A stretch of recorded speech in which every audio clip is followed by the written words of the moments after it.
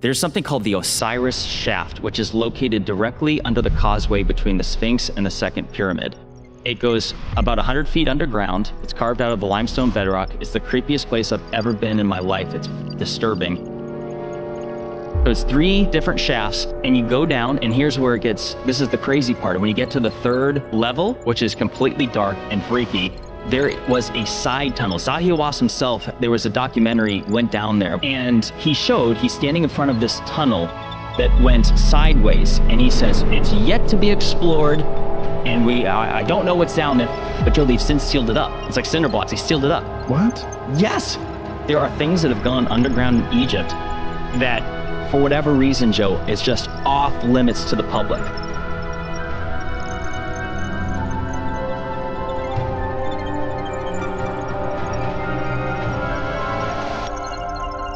Beneath the Giza Plateau, near the Great Sphinx and pyramids, lies a mysterious structure that may reshape our understanding of ancient Egypt.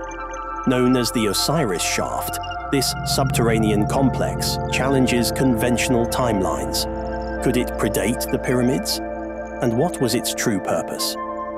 Recent discoveries and a groundbreaking dating method have led Egyptologists to rethink what they thought they knew about this ancient civilization.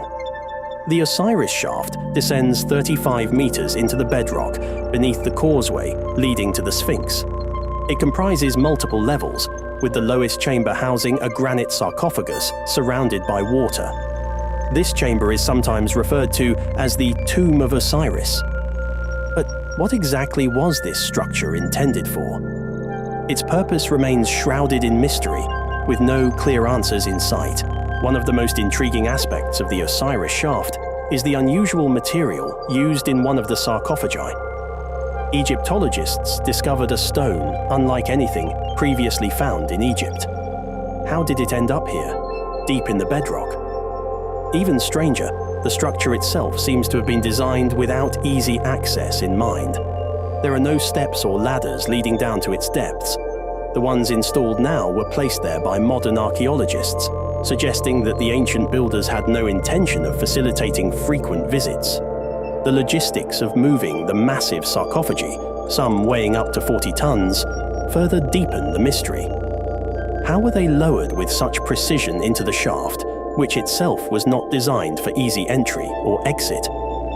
The precision required to lower these gigantic objects without error suggests a technological ability that we do not fully understand. One sarcophagus found on the 2nd level was particularly remarkable. It was covered in a thin film of bitumen, with a metallic coating beneath it. This metal, containing elements like lead and zinc, is puzzling. Why use a metallic coating inside a sarcophagus? Lead, in particular, raises questions, as it is known today for its use in radiation shielding. Could the ancient Egyptians have been aware of this?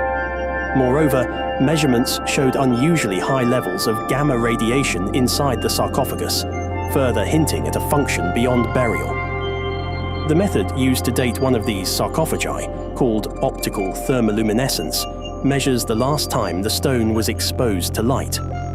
The results suggested a date as far back as 3350 BCE, centuries before the accepted construction dates of the pyramids. This implies that the Osiris Shaft could predate the pyramids and the earliest dynasties of Egypt. What's even more curious is the material of one sarcophagus, dacite, an igneous rock not found anywhere in Egypt. In fact, after consulting with geologists, it was confirmed that there are no significant dacite deposits in Africa large enough to produce a sarcophagus of this size. This means the stone was transported from outside the continent, perhaps from Europe or the Black Sea. The logistics of transporting a 40-ton block of stone across seas and deserts remains a mystery. Why didn't the builders use locally sourced granite or basalt, which would have been far easier to acquire? This discovery challenges long-standing views on ancient Egypt's chronology. The dating method used reveals a time well before the pyramids, offering a glimpse into a distant past. Could the Osiris Shaft represent the work of a forgotten civilization, one whose achievements have been lost to time? As we explore the depths of the shaft, more questions emerge. Was the shaft's design deliberate, meant to preserve the dead using unknown methods? Could the high radiation levels within the sarcophagi have played a role in ancient preservation techniques? The builders of this structure may have known things we have yet to uncover. As archaeologists delve deeper into the Osiris shaft, they challenge established notions of ancient Egypt. On the third and deepest level, a stone island surrounded by water holds yet another granite sarcophagus. This time, the sarcophagus is made of granite, a material more common in Egyptian structures. However, its location deep underground and surrounded by water raises further questions.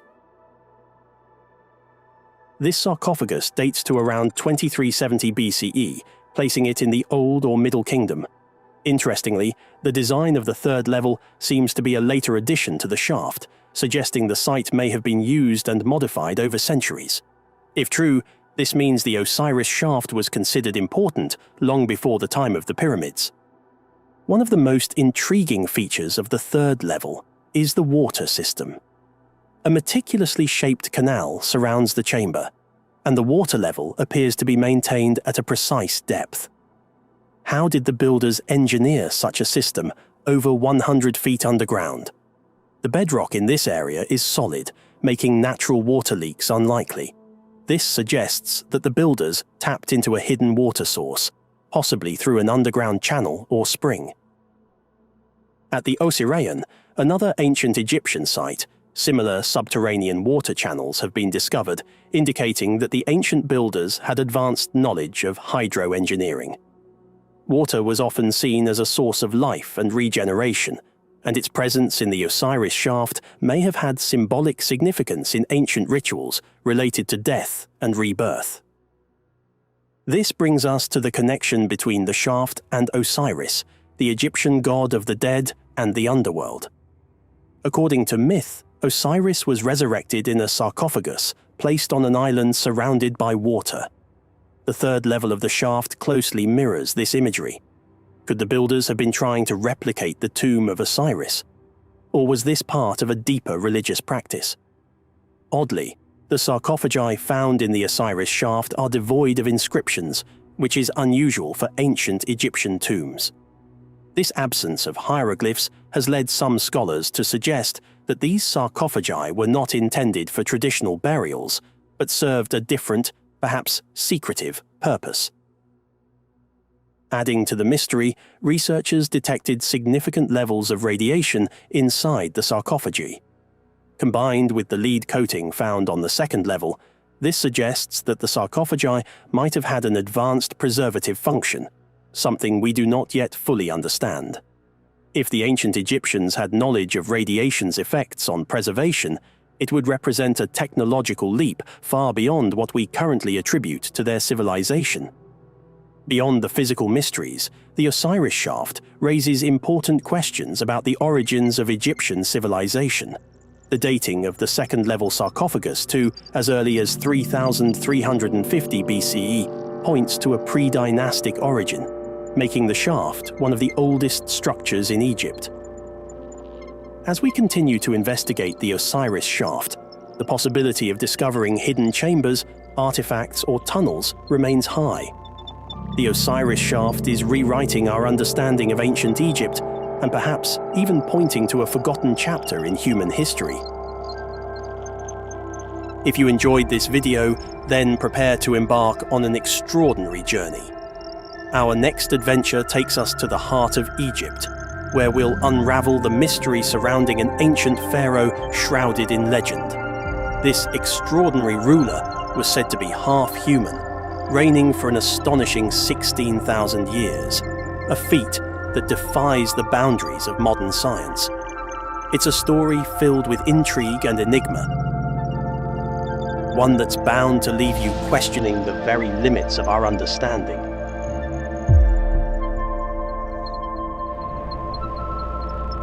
Thoth talks in the Emerald Tablets about being able to go into these halls of Amenti where he had rejuvenation chambers, which is what I believe is the Serapeum in Saqqara. And he would go into these gigantic stone boxes, and he would then transfer his consciousness from his body into another body, and he would leave the body that he left inside of one of those gigantic boxes, one of those gigantic diorite stone boxes for 100 years while it recharged itself and rejuvenated, while he said he walks amongst men but unlike a man. And he would do this for eons. He would transfer from body to body, not bodies he stole, bodies he created, that he created himself through probably some of the advanced form of stem cell technology. And he would walk amongst men but unlike a man, and he was known all around the planet. And it's an incredible tablet that talks about the reigns of kings. Yeah. Some kings ruled for 28,800 years, 14,000 years. I mean, 20,000. If the numbers are insane. These are not Egyptian? This is no, not Egyptian. These are Anunnaki.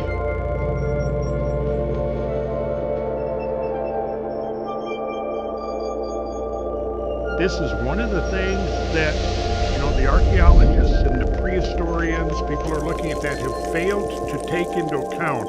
Now within there could be all kinds of stuff that's not even recognized as being artificial in the sense that humans had anything to do with it. Tucked away in the heart of the Great Pyramid of Giza lies the King's Chamber, a marvel of ancient Egyptian architecture that continues to fascinate historians and visitors alike. If you look at the famous King's Chamber, its walls and its ceiling of the King's Chamber are all made with gigantic granite blocks. Imagine walking through the Grand Gallery, a corridor stretching 47 meters long and rising 8.6 meters high to reach this iconic chamber. This journey alone, through such an expansive space within the solid stone of the pyramid, showcases the incredible skill of ancient Egyptian builders. Now, Egyptologists will tell you that, they could move heavy blocks because they put them on wet sand and they push them along on wet sand. Well, maybe if you're just at ground level, that will do. But when you're 350 feet above the ground, as you are in the King's Chamber, that won't do at all. The King's Chamber itself is a testament to the Egyptians' advanced understanding of materials and construction techniques. Carved from red granite brought all the way from Aswan, over 800 kilometers away, the chamber's very walls speak of a civilization capable of monumental feats of logistics and engineering. The room's dimensions, about 10.47 meters by 5.234 meters and 5.974 meters high, are thought to be imbued with symbolic meaning, perhaps aligning with celestial or pharaonic principles.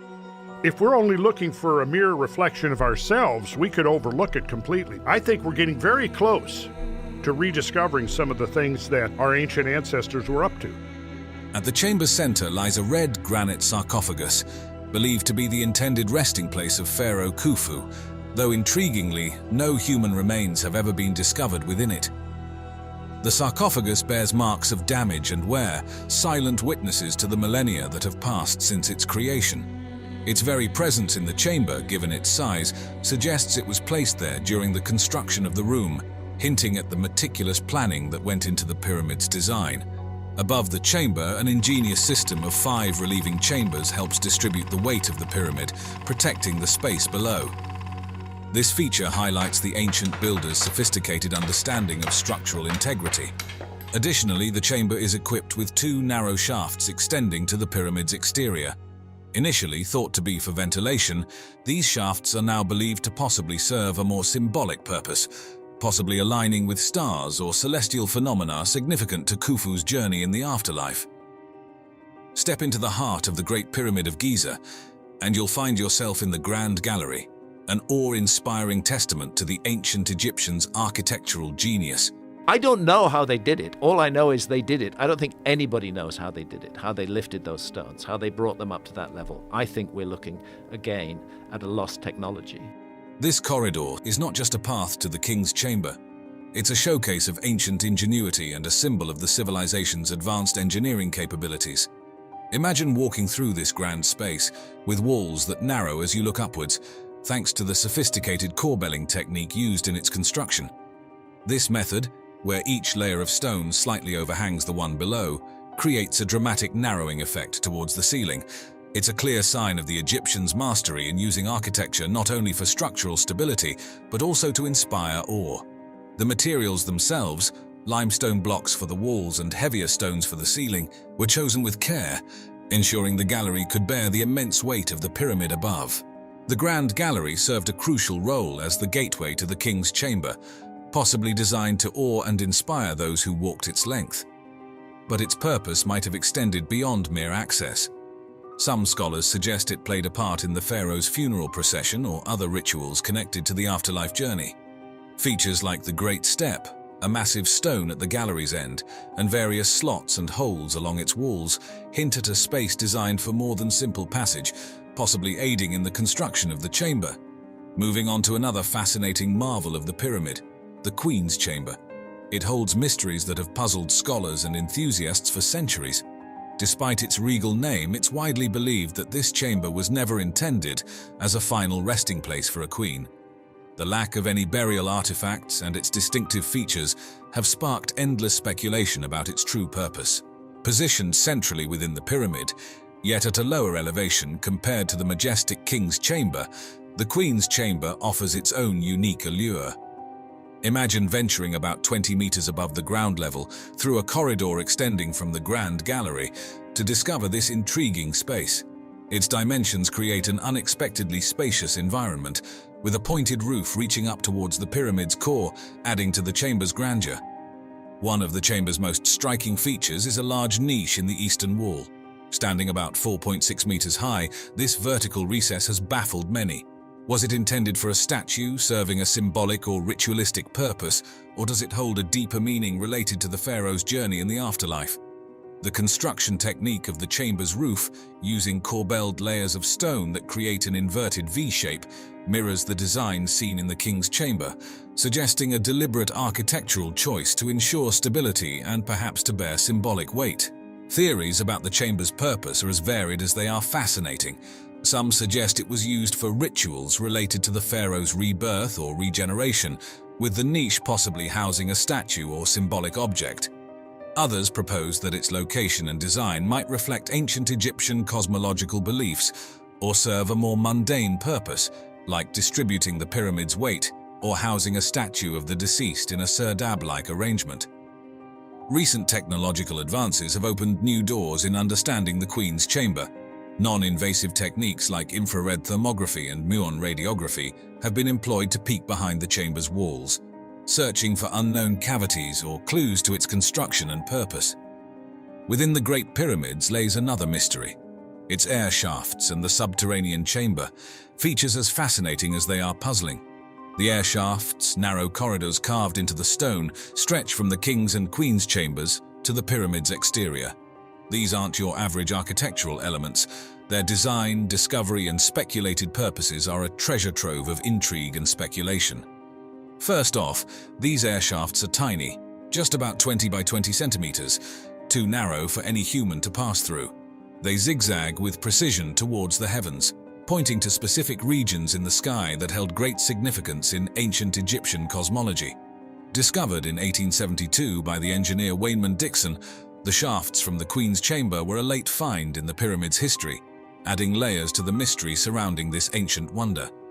Originally thought to ventilate the chambers, this idea doesn't hold up for the Queen's Chamber shafts, which don't quite reach the exterior.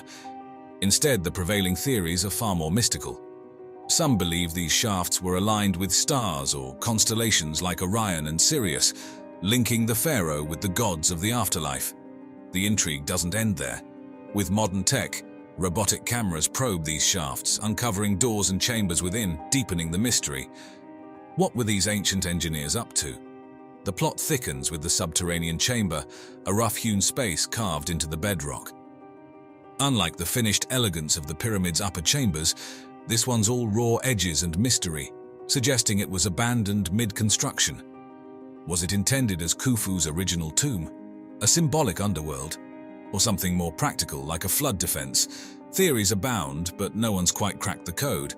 This chamber's unfinished nature has led to all sorts of speculation about its purpose and why it was left incomplete. Imagine stumbling upon a hidden chamber within one of the world's oldest and most mysterious monuments. That's exactly what happened when scientists discovered the Big Void, a revelation that's as thrilling as it is mystifying. The key to uncovering the Big Void was muon radiography, a fancy term for a technique that uses naturally occurring particles called muons, which rain down from the Earth's atmosphere. These particles have the unique ability to penetrate solid stone, providing a way to peek inside the pyramid without drilling or causing damage. By detecting variations in muon density, scientists can identify empty spaces, like our newly found void. This discovery was the result of international teamwork, part of the Scan Pyramids project, which brought together experts from around the globe to explore the pyramid's innermost secrets. So, what do we know about the Big Void? Well, it's situated above the Grand Gallery, a known cavity within the pyramid, and stretches for at least 30 meters, roughly the length of the gallery below. Its size suggests it was a significant part of the pyramid's design, but its purpose remains a tantalizing mystery. Was it intended to relieve weight from the Grand Gallery below, a hidden chamber for ceremonies, or perhaps just an architectural quirk? The truth is, we're not quite sure yet. The discovery of the Big Void opens up new avenues for exploration and research. Scientists are now considering more advanced methods to study the void in detail, like drilling small holes to insert cameras, all without harming the pyramid's structure. This void could provide invaluable insights into how the ancient Egyptians built such monumental structures and why they included such spaces within the pyramid's design. Each new discovery within the Great Pyramid is a piece of the puzzle in understanding one of humanity's most remarkable achievements. The Big Void isn't just an empty space, it's a reminder of the mysteries still waiting to be solved and the stories of the past yet to be told. Imagine a land where the earth whispers secrets older than time itself, a place where the very ground beneath your feet holds mysteries that could rewrite human history.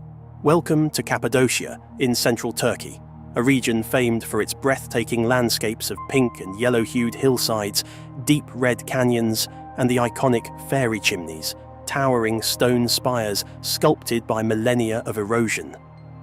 Yet, as enchanting as the surface is, it's what lies beneath that truly astounds. In 1963, a simple home renovation led to a discovery that would baffle scientists and historians alike. A local man in the Derinkuyu district noticed his chickens were vanishing without a trace. Suspecting they were slipping through a crack in his basement wall, a fissure formed during the renovations, he decided to investigate. Taking a sledgehammer to the wall, he unveiled a hidden room he never knew existed. But that was just the beginning. At the far end of this room, a dark passageway beckoned, descending deep into the earth. What secrets did it hold? Venturing cautiously, he found himself in a labyrinth of tunnels and chambers unlike anything he'd ever seen. Fearful of getting lost in the maze, he retreated and alerted the authorities. What they uncovered was staggering. An underground city plunging over 275 feet into the earth, spanning 18 distinct levels. This was Derinkuyu, a subterranean marvel capable of housing up to 20,000 people. It featured dwellings, meeting halls, schools, temples, stables, wineries, and even cellars for making and storing wine. A 180-foot well provided fresh water, while thousands of ventilation shafts ensured breathable air throughout.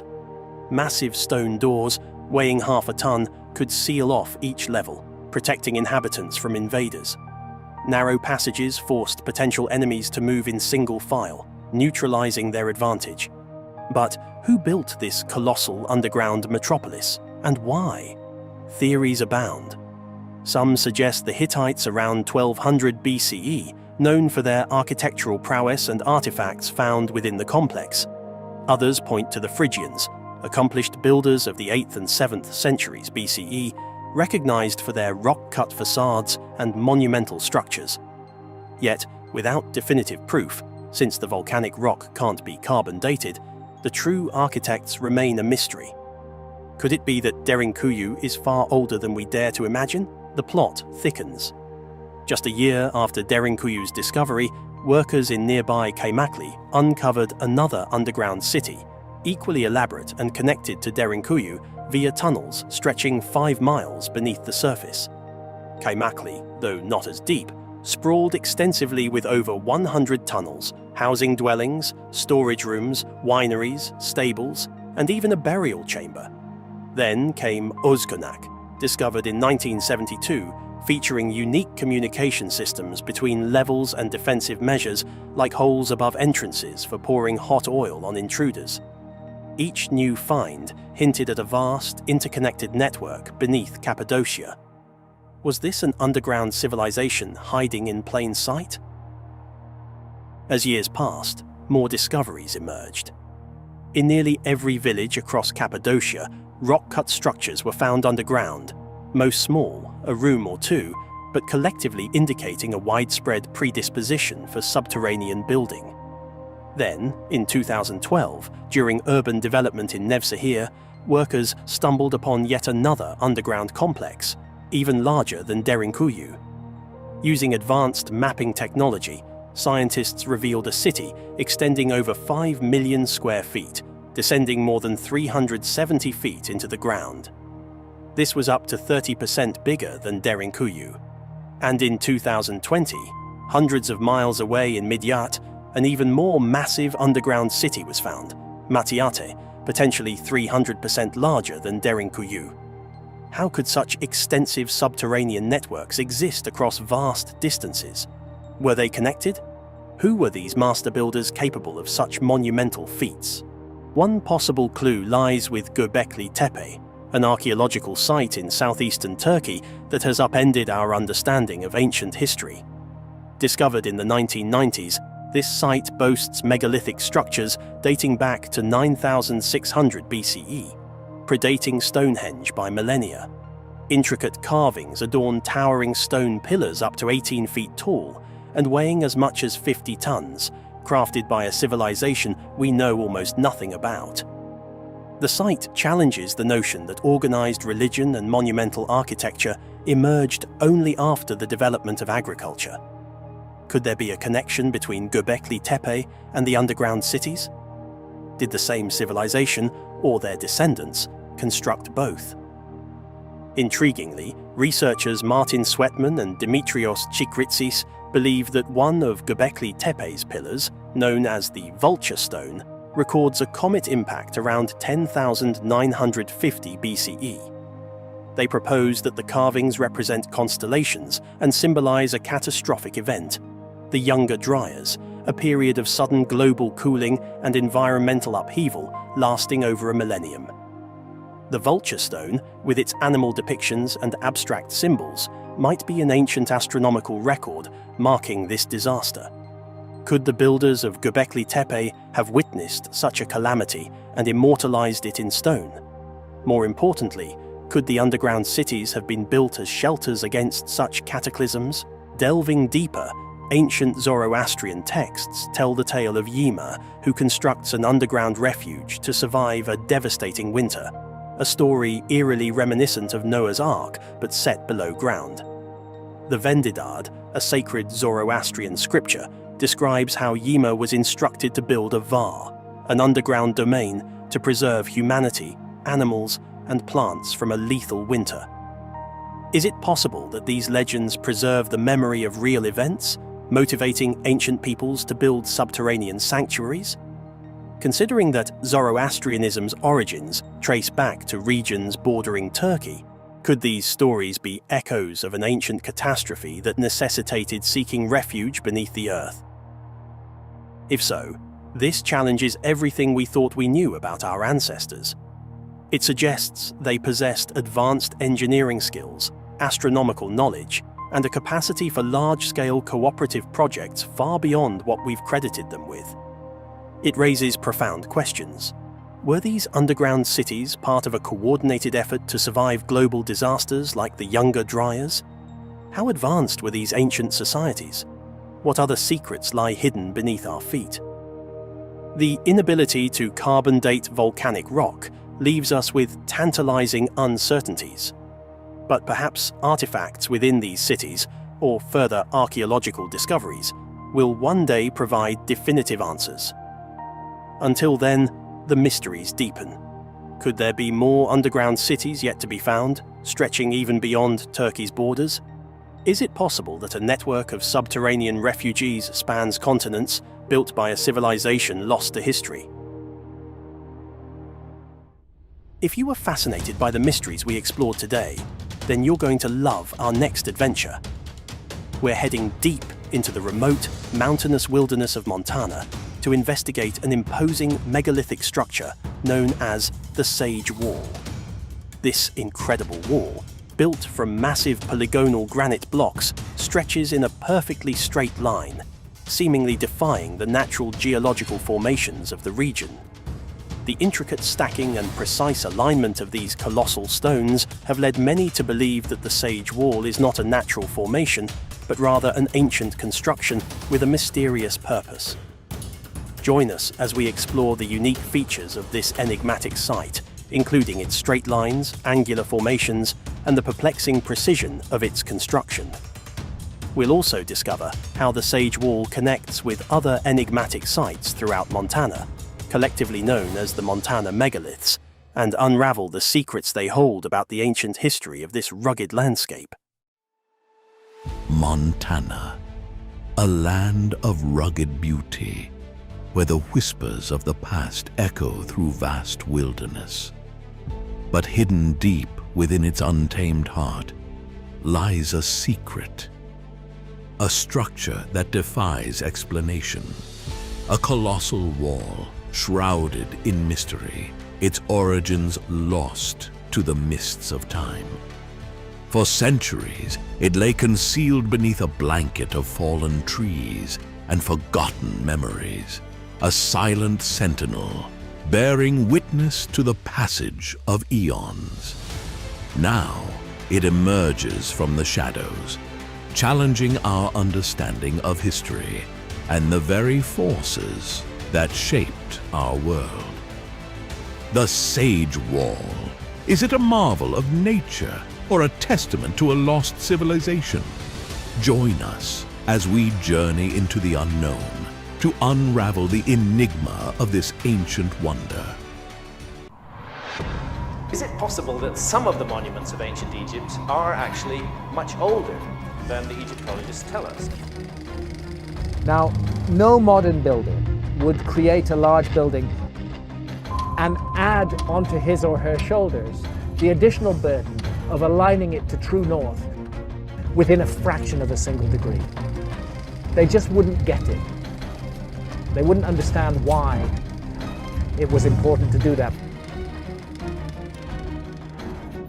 Droughts often carry a heavy toll on modern economies and ecosystems, yet these challenging times have occasionally peeled back the layers of history to reveal astonishing archaeological finds. One such remarkable discovery is the lost temple of Nectanebo in Egypt. This ancient temple resurfaces periodically as the fluctuating Nile River levels drop during severe droughts, exposing it from beneath the waters where it lay hidden. Located near modern Cairo in the ancient city of Heliopolis, known as Iunu in ancient times, the lost temple of Nectanebo provides crucial insights into the religious and cultural life during the 30th dynasty of Egypt, when Nectanebo Kon ruled from 380 to 362 BC. Heliopolis was not only one of the oldest cities of ancient Egypt, but also a major religious hub, celebrated for its majestic temples and as the center of worship for the sun god Ra. The temple, which is dedicated to the creator god Atum, plays a significant role in understanding the period. Atum was associated with the sun and creation, embodying the cycle of life, which made him a central figure in the religious practices at the time. The temple's strategic location and dedication highlight its immense religious importance. As it periodically emerges from the waters, the temple offers a rare opportunity for historians and archaeologists to explore and document the relics of a time usually hidden beneath the Nile's waters. This occasional visibility not only underscores the temple's archaeological and historical significance, but also highlights the dynamic interaction between natural events and historical discoveries. Now, who was Nectanebo? Nectanebo I is a towering figure in the annals of ancient Egyptian history, celebrated for founding the last dynasty that was purely Egyptian, the 30th dynasty. Before the onslaught of Persian and later Macedonian conquests, his rule from 380 to 362 BC was a pivotal era, marked by a revival of traditional Egyptian culture, ambitious architectural endeavors, and formidable military campaigns. Nectanebo's story begins in the delta region of Egypt in a city called Sebennytos, known today as Samanud. his birth name, which translates to the soul of Re, Lord of Strength. His rise to power was dramatic. Amidst a period riddled with political instability and internal strife, he seized the throne by overthrowing the previous pharaoh, Jedor. This bold move not only marked the end of the 29th dynasty, but also ushered in an era that strongly emphasized a return to Egyptian roots, distancing itself from recent Persian influences. During his reign, Nectanebo was intensely focused on rejuvenating Egypt's economy and reviving the rich tapestry of traditional religious practices that had been overshadowed during periods of foreign dominance. He was not only a devout builder of temples, but also a generous patron of the arts. Across Egypt, from Heliopolis to Hermopolis, he commissioned the construction and restoration of numerous temples dedicated to various deities, infusing life into these sacred spaces with elaborate decorations and expansive structures. But Nectanebo was not just a peacetime ruler indulging in cultural and religious enhancements. He was also a strategic military leader, actively defending Egypt against Persian attempts to reconquer it. He strengthened the nation's borders with formidable defensive structures, particularly in the Nile Delta, which played a crucial role in repelling invasions. His diplomatic skills were equally noteworthy. He fostered alliances with Greek city-states and employed Greek mercenaries, which not only bolstered his army but also brought Hellenistic cultural influences to Egypt. His extensive building projects were not merely displays of wealth or power, but were deeply embedded with cultural and religious significance, aimed at reinforcing the pharaonic ideology and divine kingship. The artistic renaissance that flourished during his reign saw a surge in high-quality sculpture and temple decorations, which continue to be admired for their craftsmanship. Reflecting on his legacy, Nectanebo left a lasting impact on Egyptian culture and national identity. His efforts to fortify Egypt's independence and his revival of many cultural practices made him a revered figure in later Egyptian memory, often celebrated as the last great native pharaoh before the long period of foreign dominations. Today, artifacts from his reign, such as statues, temple decorations, and coins, continue to offer rich insights into the period's artistic and religious life, and are subjects of intense study by archaeologists and historians around the world. In a broader historical context, Nectanebo could be compared to figures like the Byzantine Emperor Heraclius, who also endeavored to revive religious and cultural traditions in the face of external threats. This parallel underscores a common theme in history, where leaders often turn to cultural and religious revivalism to forge a collective identity during periods of crisis. Now, moving back to the Lost Temple, the discovery of this ancient marvel is as intriguing as its history. The existence of the temple is most commonly brought to light during times of drought when the Nile's water levels significantly recede. For centuries, the temple was hidden from view, submerged under the silt deposited by the Nile's annual floods, which both obscured and preserved it from the ravages of time and human activity. The first clues about the temple's existence came not from visible remains, but from ancient texts and sporadic local folklore. Archaeologists have long used these snippets of information as breadcrumbs, leading them to its periodic rediscovery whenever nature allowed. It was particularly during the major droughts that have affected the Nile in the late 20th and early 21st centuries that the temple ruins were fully exposed, providing a clearer and more comprehensive view of its layout and allowing for detailed archaeological examinations. To study the exposed parts of the temple, archaeologists have employed a variety of sophisticated techniques. Photogrammetry has been used extensively to capture detailed images of the temple's inscriptions and carvings, allowing experts to create accurate 3D models of the site. Additionally, geographic information system technology has played a crucial role in mapping the layout of the ruins in relation to the ancient river channels, offering insights into the historical changes in the landscape that have occurred over millennia. This combination of ancient lore and modern technology illustrates the dynamic way in which archaeologists are working to unravel the mysteries of the past, preserving its wonders for future generations. The Lost Temple of Nectanebo, dedicated to the creator god Atum, also known as Temu, holds a place of great reverence in the annals of Egyptian history. Atum's cult, one of the oldest in Egypt, symbolizes both the completion and the beginning of the life cycle and the sun, casting this temple as a key religious site within the Heliopolitan tradition. The strategic placement of this temple in Heliopolis the epicenter of worship for the sun god Ra and closely linked to Atum, further weaves it into the grand tapestry of solar worship that was central to ancient Egyptian spirituality. The construction of the temple was an architectural feat, utilizing large sandstone blocks intricately carved with hieroglyphs and religious iconography. This choice of material not only ensured the structure's durability, but also allowed for the detailed and extensive carvings that adorn the temple's walls, which tell tales of divine legends and pharaonic glory.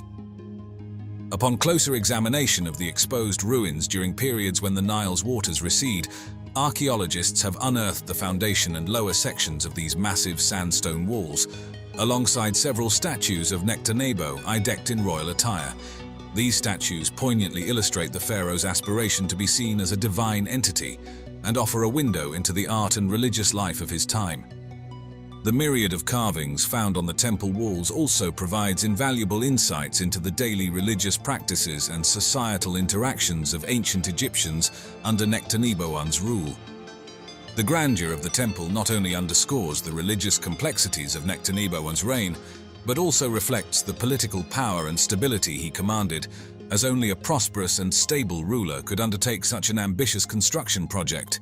However, the intermittent visibility of the temple due to changing Nile water levels presents significant challenges for its conservation. The alternating exposure to air and water not only threatens the preservation of this ancient marvel, but also accelerates the deterioration of the stone and inscriptions.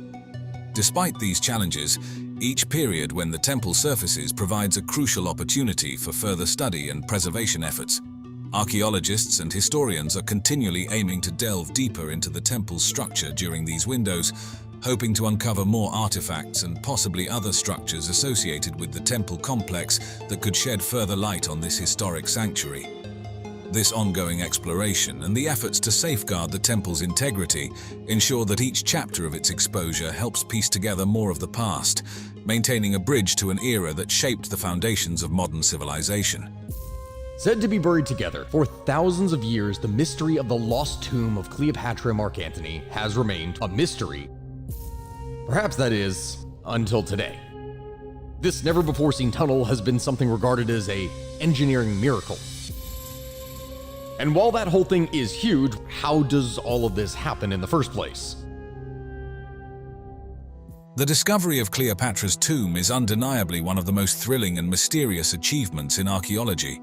Cleopatra VII, the final ruler of the Ptolemaic Kingdom of Egypt, has fascinated people for centuries with her intelligence, political shrewdness, and her famous romances with Roman leaders Julius Caesar and Mark Antony.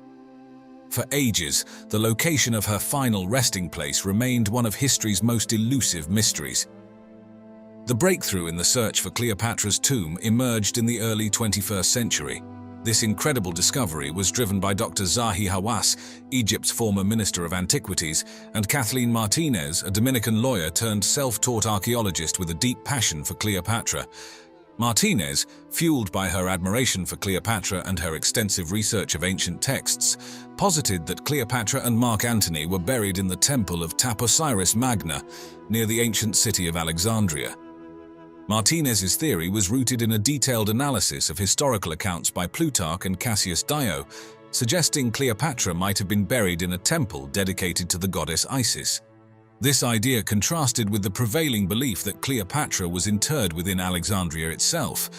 In 2005, Martinez obtained permission from the Egyptian authorities to commence excavations at Taposiris Magna. The excavation at Taposiris Magna was challenging. The site, located on the edge of the Libyan desert, posed significant difficulties due to its unstable structures and the complex layers of archaeological deposits. Over several years, the team uncovered notable artifacts, including coins with Cleopatra's likeness, statues, and inscriptions, all supporting the hypothesis that the site was connected to Cleopatra. A particularly intriguing aspect of this discovery was the mysterious and seemingly serendipitous nature of many findings. Key discoveries often coincided with unusual weather events like sudden sandstorms and unexpected rains, almost as if guiding the archaeologists to crucial areas. Some team members reported vivid dreams and visions of ancient rituals, which they interpreted as spiritual guidance. An especially fascinating discovery was a large, unfinished tunnel beneath the temple, leading to a series of chambers. This tunnel, carved with precise craftsmanship, suggested that the burial complex was intended for someone of extraordinary significance, possibly Cleopatra herself. Inside these chambers, the team found a hidden room containing a collection of golden artifacts and inscriptions referring to a Queen of Kings, a title often linked to Cleopatra. The initial announcement of the discovery of Cleopatra's tomb attracted immense media attention and widespread public interest. Press conferences were held, documentaries were produced, and the artifacts were meticulously catalogued and preserved.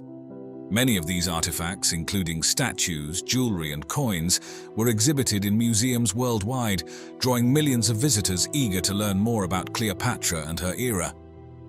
Following the discovery, Taposiris Magna became a focal point for ongoing archaeological research. Scholars and historians collaborated to further investigate the surrounding area, uncovering additional structures and artifacts that offered more insights into the Ptolemaic period.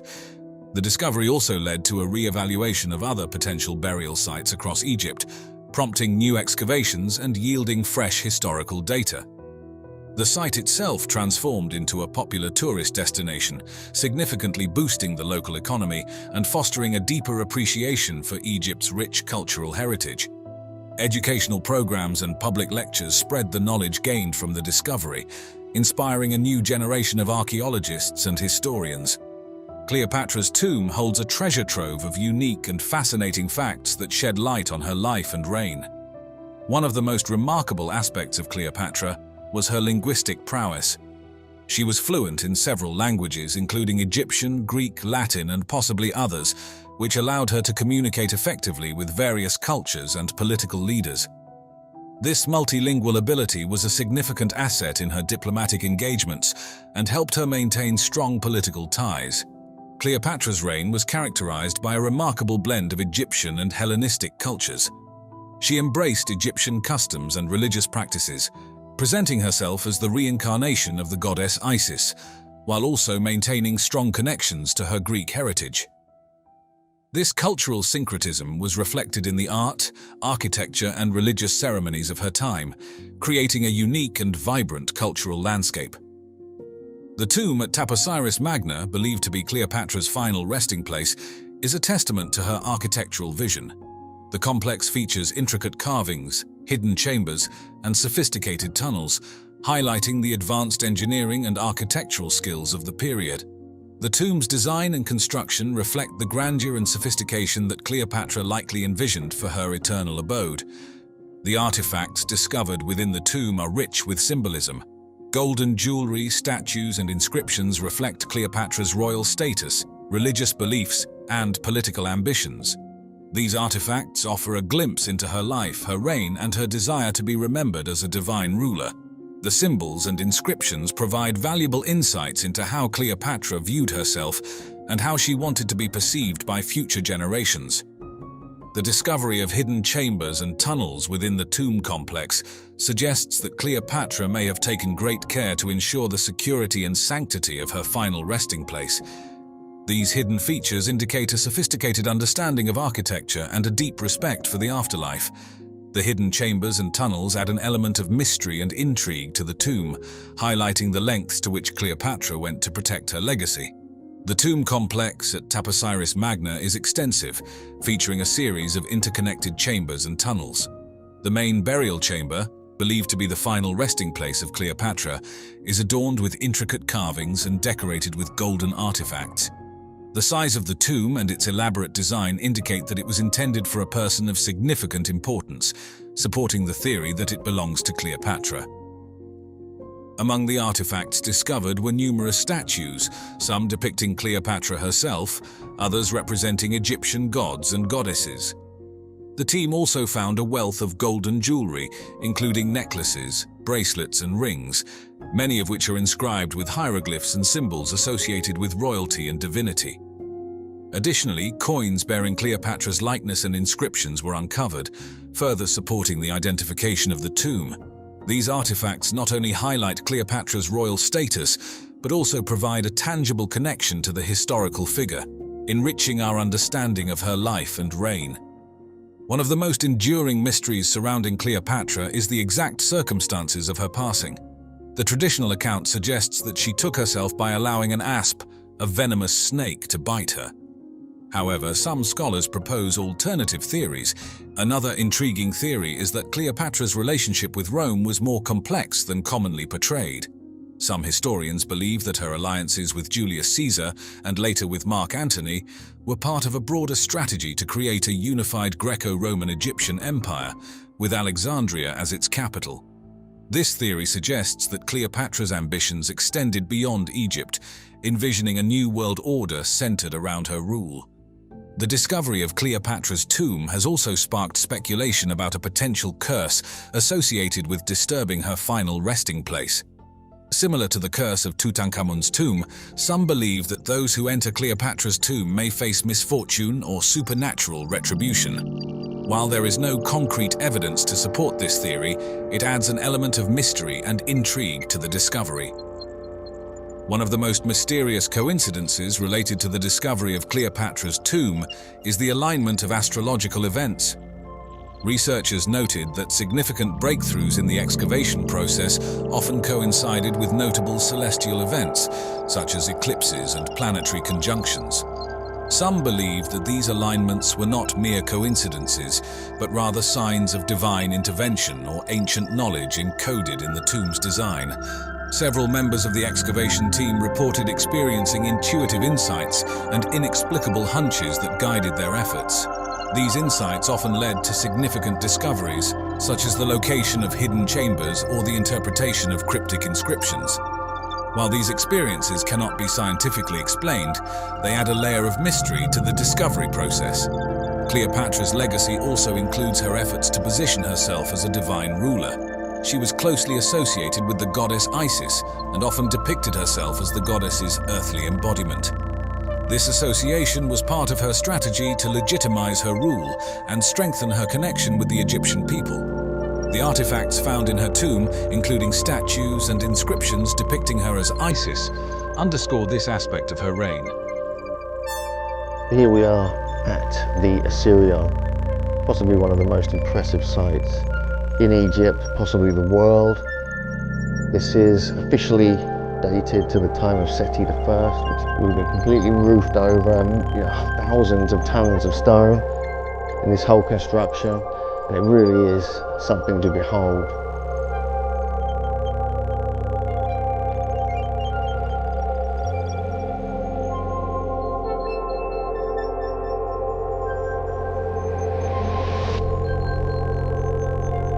Hidden deep in the desert sands of Abydos, approximately 350 miles south of the Great Pyramid of Giza, stands the Osirion, a monumental structure shrouded in mystery. Its origins, purpose and design have baffled archaeologists and researchers for decades. Unlike the well-known temples of ancient Egypt, the Osirion defies traditional pharaonic architectural norms, leading some to believe it could be the product of a much older, technologically advanced civilization. Could this ancient structure hold the key to a forgotten chapter of human history? The first puzzle presented by the Osirion lies in its striking architectural divergence from typical Egyptian temples. While most temples of the pharaonic era adhere to a linear rectangular layout, the Osirion's design breaks the mold with its unique L-shaped configuration. This anomaly alone raises critical questions about the intentions behind its construction. Was it built for a different purpose than Egypt's standard religious edifices? Or does it reflect the architectural style of an unknown, perhaps much older culture? Adding to the mystery is the Osirion's relationship with the nearby temple of Seti Prayus, built during the 19th dynasty. Archaeological evidence suggests that the Osirion predates the temple of Seti Ras by centuries, if not millennia, implying that the site held significant importance long before the reign of Seti. This ancient structure was already in place when Seti chose to build his temple beside it, as though honoring an ancient relic from a bygone era. What made the Osirion so significant, and why did it attract the attention of the Egyptian kings? The sheer scale of the Osirion is awe-inspiring. The core of the structure is composed of massive rose granite blocks, some of which weigh an astonishing 100 tons. These immense stones were quarried from Aswan, located over 200 miles to the south, a logistical challenge that seems insurmountable given the tools and technology traditionally attributed to the Egyptians of the time. Moving these massive blocks across hundreds of miles of desert, and then precisely positioning them in a desert location far from the Nile, is a feat that defies explanation. Without evidence of advanced machinery, how were these massive stones transported and assembled with such precision? The Osirians' architecture, featuring a sophisticated double-layered roofing system and interlocking wedges, suggests a level of engineering knowledge far beyond what ancient Egypt is known to have possessed. The use of granite, a hard and unforgiving material, only adds to the mystery.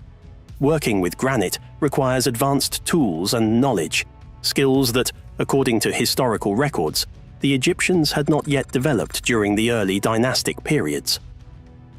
Another striking feature of the Osirian is its complete lack of Egyptian hieroglyphs or artwork.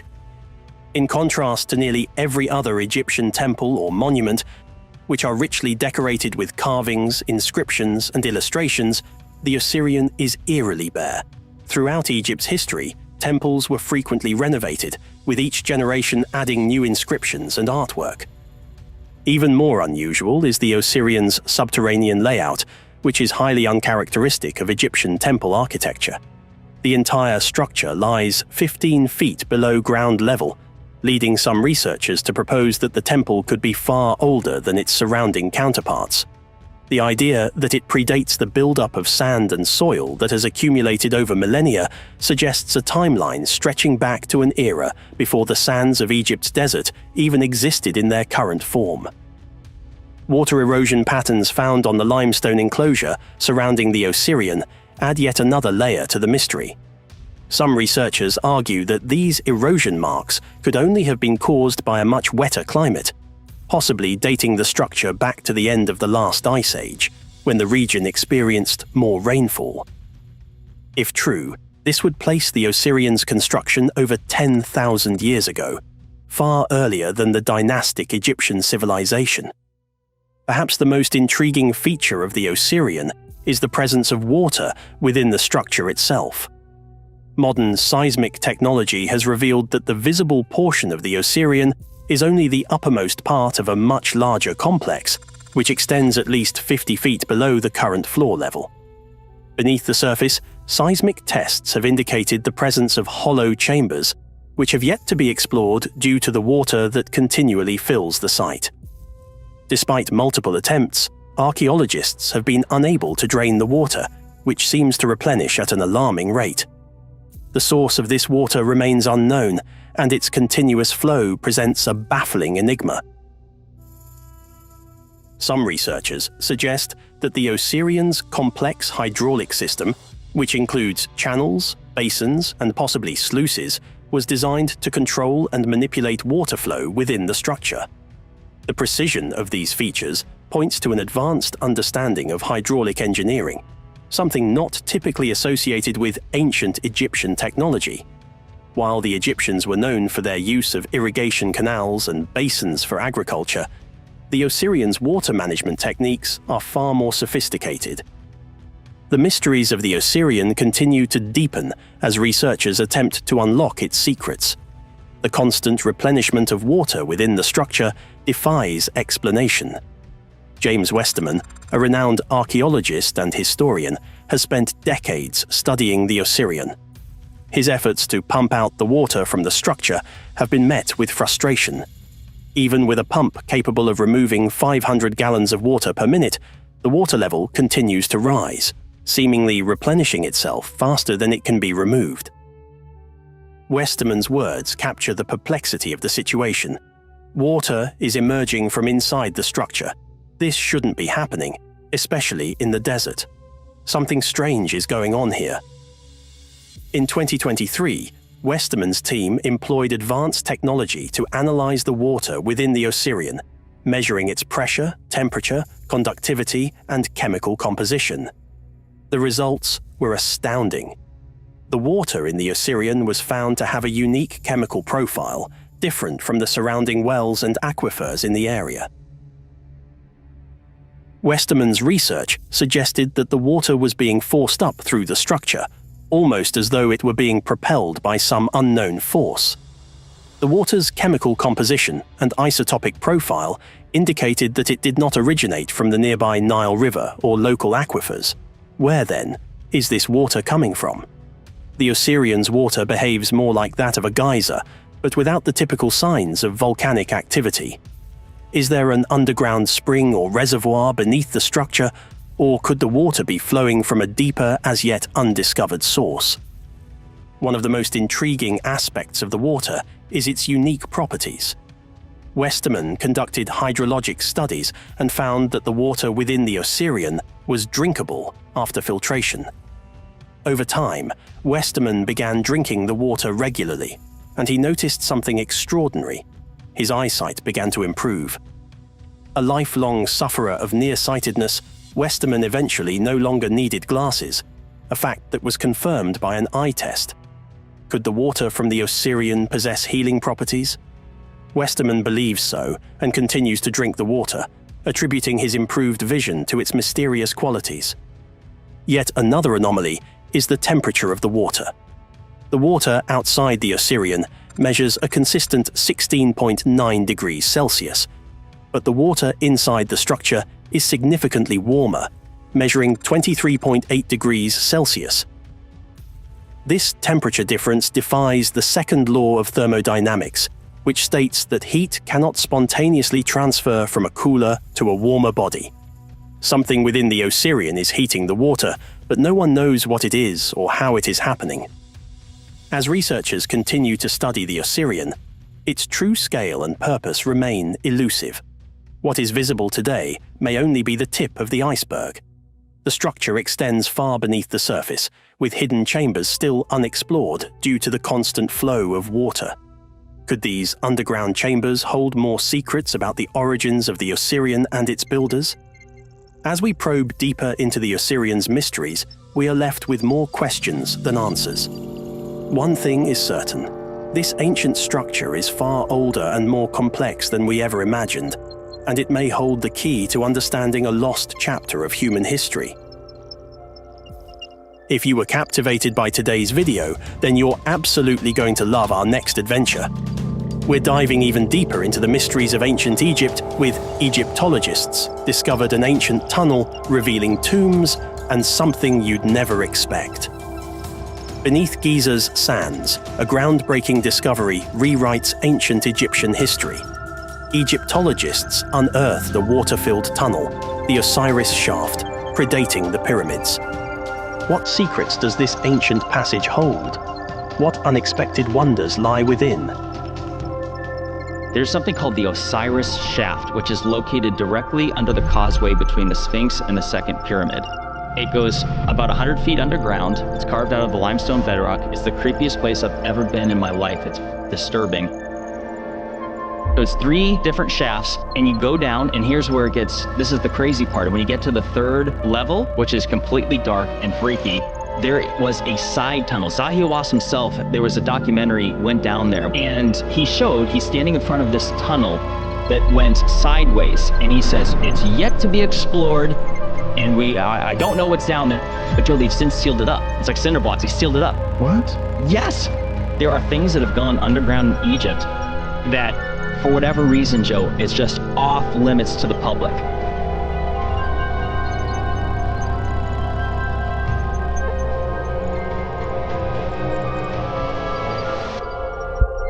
Indian culture is extremely, extremely ancient. We have to accept that civilization in India is at least 5,000 years old. That is one of the mistakes in looking for a quote-unquote advanced civilization in the past, is that we tend to be looking for ourselves. Whereas it's possible for a civilization to be advanced in other ways. Could the astonishing Kailasa temple at the Ellora Caves, carved meticulously from a single massive rock, truly be the work of mere mortal hands? There is a particular seal that has survived, and it shows a figure which is recognizable as the god Shiva. This ancient architectural marvel, built in the 8th century under the patronage of King Krishna of the Rashtrakuta dynasty, stands as a monument not only to devotion and artistry, but also to an engineering prowess that seems almost superhuman. I think we're confronted by an enormous mystery with megalithic sites all around the world, and we don't understand them properly. With its elaborate carvings and grand scale, the Kailasa temple has sparked a captivating debate. Was this colossal structure really constructed using primitive tools of the age, or does it bear evidence of intervention by an advanced civilization, possibly beyond our earthly realm? Some people think that the answer is extraterrestrial visitors. I don't think that's the answer, but who knows? Tucked away in the basaltic hills of Maharashtra, the Ellora Caves complex is an architectural marvel of ancient India. Spanning from 600 to 1000 AD, these caves house a remarkable blend of Buddhist, Hindu, and Jain heritage. Among them, Cave 16, better known as the Kailasa Temple, stands out as the crowning glory of the site. Historically referred to as Veral, the area's location along ancient north-south trade routes undoubtedly played a critical role in its development. The Kailasa Temple, known for being the largest monolithic rock excavation in the world, showcases the advanced state of engineering and architectural skills during the 8th century. This temple was not built but rather carved top-down from a single massive rock, requiring meticulous planning and execution that speaks volumes about the capabilities of its creators. There are unexplained issues in our past, which are presently not explained by the system that teaches us about the past. Under the patronage of King Krishna I of the Rashtrakuta dynasty, the temple was commissioned around the mid-8th century. King Krishna I, also known as Krishna Rajaram, embarked on this ambitious project to emulate the sacred Mount Kailash, the mythological abode of Lord Shiva. The temple not only served as a place of worship, but also as a demonstration of the power and artistic aspiration of the Rashtrakutas. During a period of British colonial expansion in India, British officers often ventured on expeditions for leisure and exploration. It was during one such excursion that the lush, overgrown vegetation of the Maharashtra region, which had concealed the Ellora caves for centuries, finally gave way to one of the most significant archaeological discoveries in India. A lot of archaeology that gets done doesn't get done because of a targeted search. The year was 1819, and the caves, untouched and perfectly preserved as if in a time capsule, were stumbled upon accidentally by Captain John Smith and his party. The discovery by Captain Smith wasn't merely about uncovering a lost site, it was a revelation that peeled back the layers of India's rich and ancient civilization, which had thrived long before European powers set foot in the region. As Smith entered the caves, he was confronted with the grandeur of India's past, an intact cultural heritage that spoke volumes of its historical depth and complexity. However, Captain Smith left behind more than just the memory of his discovery. In what is now viewed as an act of historical vandalism, he inscribed his name and the date on a pillar inside Cave 10. At the time, such actions were common among explorers, who often left their marks as records of their presence. This graffiti, though frowned upon today, provided a tangible record marking the European discovery of the site and has since become a point of contention in discussions about heritage preservation versus the historical markers of colonial exploration. Following this accidental discovery, there was a renewed interest in the Ellora caves, leading to more systematic explorations and excavations. The Archaeological Survey of India, established in 1861, took on the mammoth task of excavating and preserving these ancient sites. Their efforts were crucial in maintaining the structural integrity and historical accuracy of the caves as they faced the dual pressures of time and increasing tourism. Detailed studies and documentation efforts were spearheaded by early explorers and scholars like James Burgess and later Ghulam Yazdani.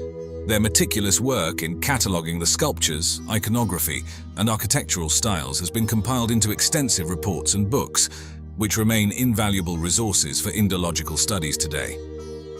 This comprehensive documentation helps ensure that the Ellora caves, including the magnificent Kailasa temple, continue to be understood and appreciated not just as monuments, but as gateways to India's illustrious past. The Kailasa Temple, also known as Cave 16 at the Ellora Caves, truly stands as a testament to the ancient mastery of rock-cut architecture. This stunning structure isn't just a testament to grandeur, but also to a unique construction methodology that melds religious devotion with unmatched craftsmanship.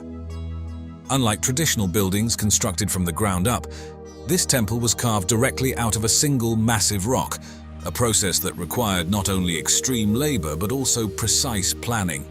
The effort to remove approximately 200,000 tons of rock from the site underscores the monumental human endeavor that went into its creation, likely involving hundreds, if not thousands, of laborers across several generations. Ancient cultures all around the world preserved a memory of a high civilization, of prehistory. Symbolically, the temple mirrors Mount Kailasa, the mythical abode of Lord Shiva, suggesting that the architects intended to create a heavenly abode on Earth. This ambition is evident not just in the temple's scale, but also in its elaborate multi-storied design, which features a rare vertical expansion in rock-cut architecture. Each floor is intricately adorned with carvings and statues that bring to life stories from Hindu mythology, especially those focusing on Lord Shiva, enhancing both the religious and aesthetic appeal of the temple. Comparing the Kailasa temple to the ancient city of Petra in Jordan highlights its unique features. While Petra is renowned for its impressive facades carved into rock faces, the Kailasa temple goes a step further. It is not just a facade, but a complete excavation, with intricate vertical carvings that make its interiors as spectacular as its exteriors. Unlike Petra's relatively plain interiors, the Kailasa temple is elaborately detailed, with entire floors, columns, and ceilings that are ornately decorated to reflect Hindu religious themes. The engineering behind the Kailasa temple also addresses some significant challenges, such as maintaining structural integrity while removing massive volumes of rock. The architects and engineers employed their deep understanding of geology and engineering to ensure the stability and durability of the remaining structures. They even incorporated an ingenious drainage system to prevent water accumulation and erosion during the region's heavy monsoon seasons.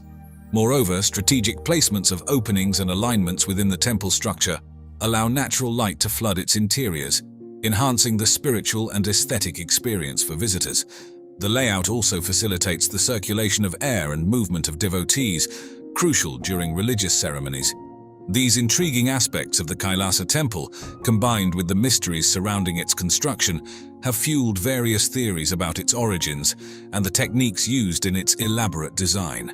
From theories suggesting extraterrestrial influence to speculations about advanced ancient technologies or a network of secret chambers, the temple continues to be a subject of fascination and scholarly debate. So I think the dating of quite a number of megalithic sites needs to be reconsidered. These discussions not only celebrate the architectural genius of the temple's creators, but also deepen our appreciation for this ancient marvel. Exploring the mysteries of the Kailasa temple at a more refined level reveals a range of fascinating theories that try to explain its incredible construction. One such theory suggests that the technology and precision required for its creation in the 8th century might hint at extraterrestrial influence or the use of advanced ancient technology that has since been lost. While this idea captivates the imagination, most scholars and archaeologists believe that the temple's construction was well within the capabilities of human ingenuity at the time, pointing to similar rock-cutting techniques used across India long before the temple was built. Another intriguing theory about the Kailasa temple involves the possibility of a network of secret tunnels and chambers beneath the complex. Local legends and some speculative reports suggest that these could have served as passages for religious ceremonies or as escape routes during invasions. However, thorough archaeological investigations have yet to confirm these claims, and the natural rocky terrain of the area makes such an extensive network rather unlikely. The alignment of the Kailasa temple with celestial bodies forms yet another theory. Some believe that the temple, like many ancient structures, was designed in alignment with certain stars or planets to harness cosmic energies during significant astronomical events such as solstices and equinoxes. While there are notable celestial alignments at other ancient sites that lend some support to this theory, concrete evidence linking the Kailasa temple's orientation with celestial events remains elusive. As these theories continue to pique curiosity and scholarly debate, the significance of preserving such a monumental site has never been clearer. Recognized as a UNESCO World Heritage Site, the Ellora Caves, including the Kailasa Temple, are the focus of ongoing preservation efforts. These efforts are crucial in protecting the site's intricate carvings and magnificent structures from both natural elements and the impacts of modern-day tourism, ensuring that this ancient marvel can be appreciated for generations to come. Something drove the builders of the Great Pyramid to go to a very great additional trouble, not only to create this massive, imposing monument, but also to lock it on to true north, and then other things, to incorporate into its dimensions the dimensions of our planet. The Serapeum of Saqqara is located in the vast Saqqara necropolis, an ancient burial ground about 30 kilometers south of modern-day Cairo, Egypt. This necropolis is renowned for its numerous pyramids, most notably the famous Step Pyramid of Giza.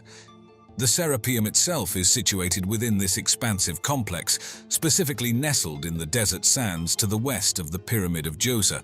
This location is significant due to its proximity to these monumental structures, adding to the historical and cultural richness of the area. The discovery of the Serapeum in 1851 is a fascinating story. It was unearthed by the French Egyptologist Auguste Mariette, who originally traveled to Egypt with the intent of collecting Coptic manuscripts for the Louvre. However, he quickly became captivated by the country's ancient monuments. Mariette's discovery of the Serapeum was rather serendipitous. While exploring the area, he noticed the head of a sphinx protruding from the sand.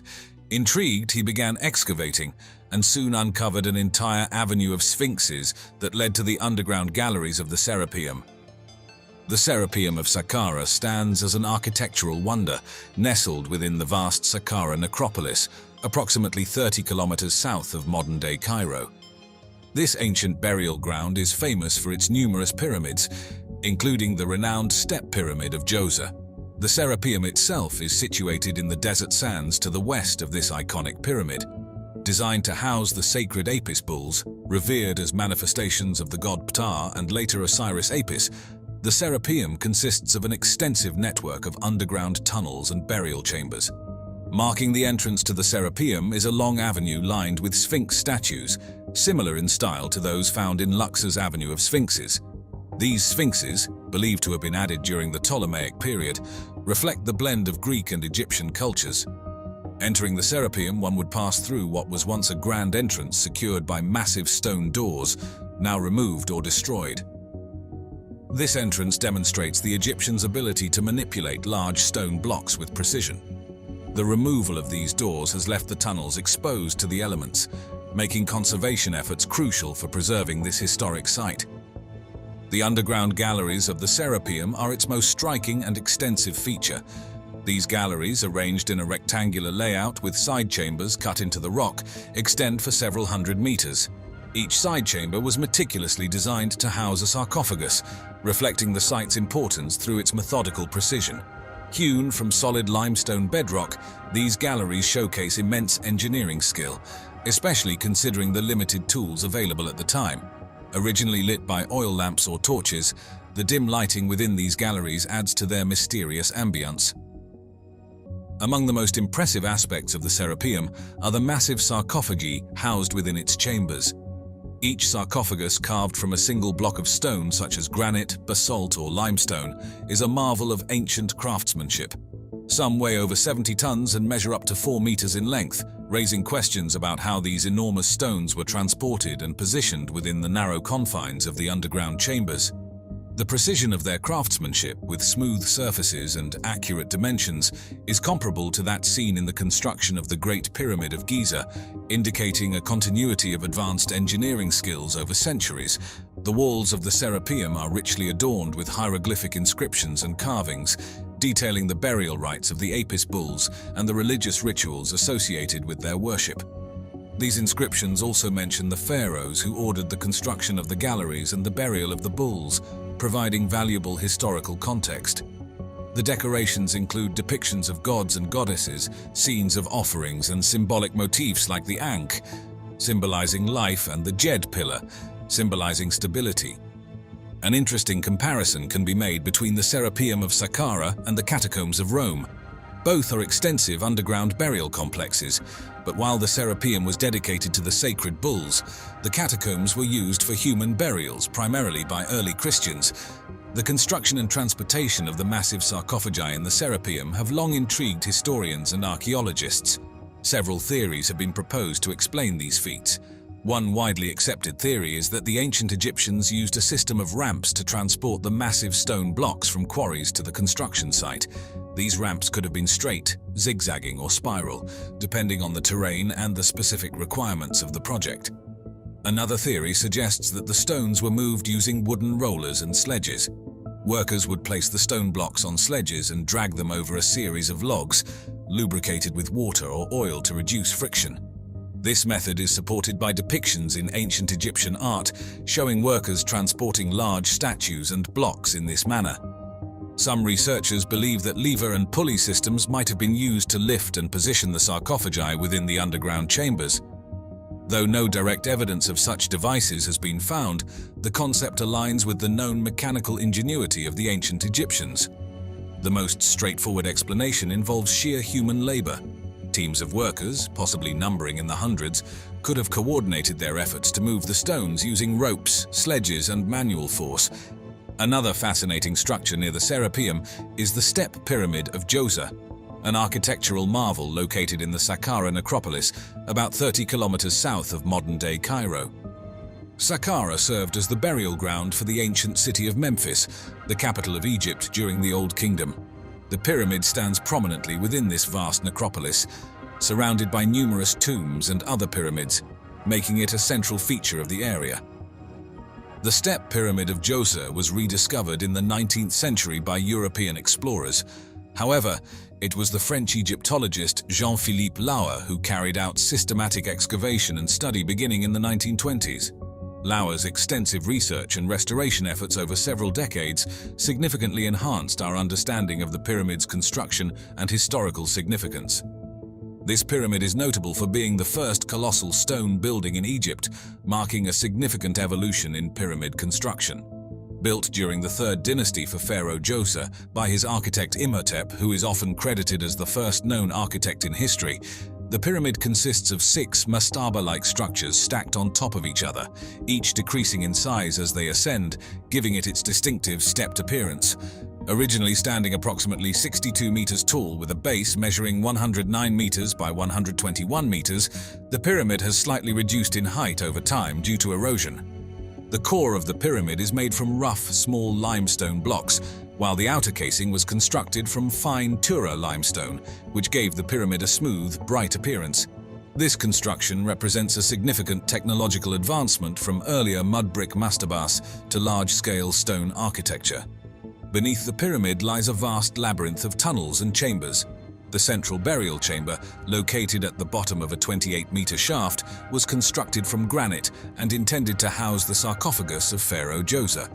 The underground network includes more than 5.5 kilometers of corridors designed to thwart grave robbers, with many passages decorated with blue faience tiles intended to imitate reed matting. Surrounding the pyramid is a massive limestone enclosure wall that measures 10.5 meters high and encloses an area of about 15 hectares. This wall is punctuated by 14 gates, though only one of them is functional. Within the enclosure there is a large courtyard known as the Heb Sed Court, used for the Heb Sed Festival, a jubilee celebration that renewed the king's reign and powers. Adjacent to the north side of the pyramid is the funerary temple, where rituals and offerings were made to honor the deceased pharaoh.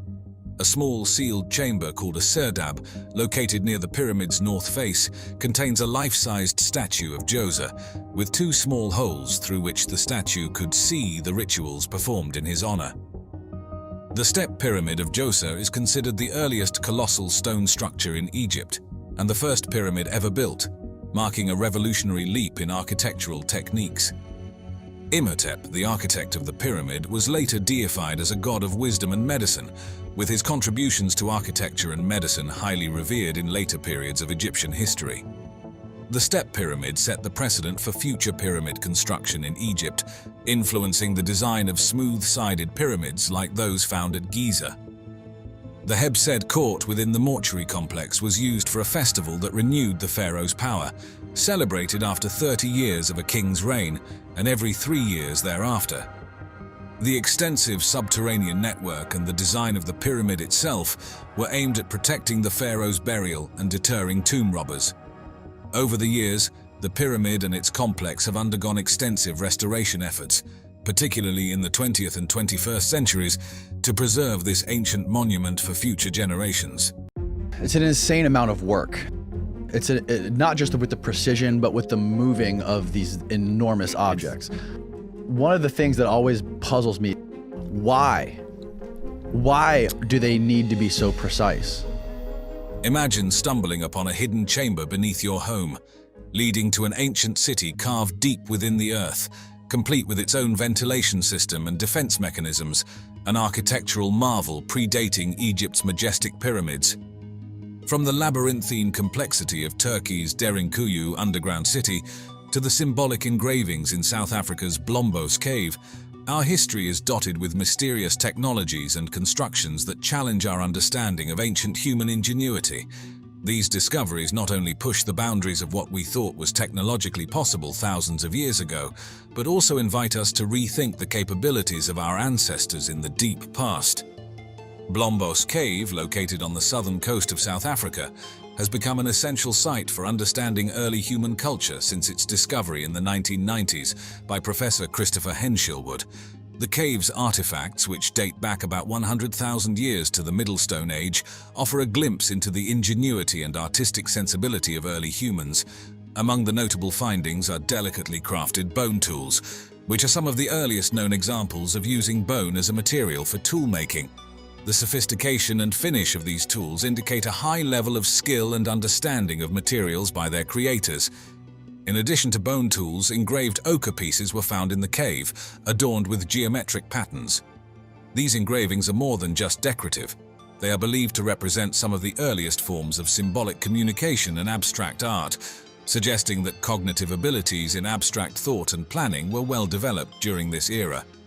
Another significant discovery was that of shell beads, which imply a sense of personal adornment and possibly indicate social or ritualistic practices. These beads might have been used in necklaces or bracelets, pointing to an early form of human expression and possibly even a system of currency or social delineation based on adornment. The Blombos Cave artifacts are often cited as evidence of a cognitive revolution, a significant leap in human thinking that may have been driven by genetic mutations affecting brain connectivity, leading to enhanced cognitive capabilities. This shift is thought to reflect a fundamental change in the neurophysiological capacities of humans at the time.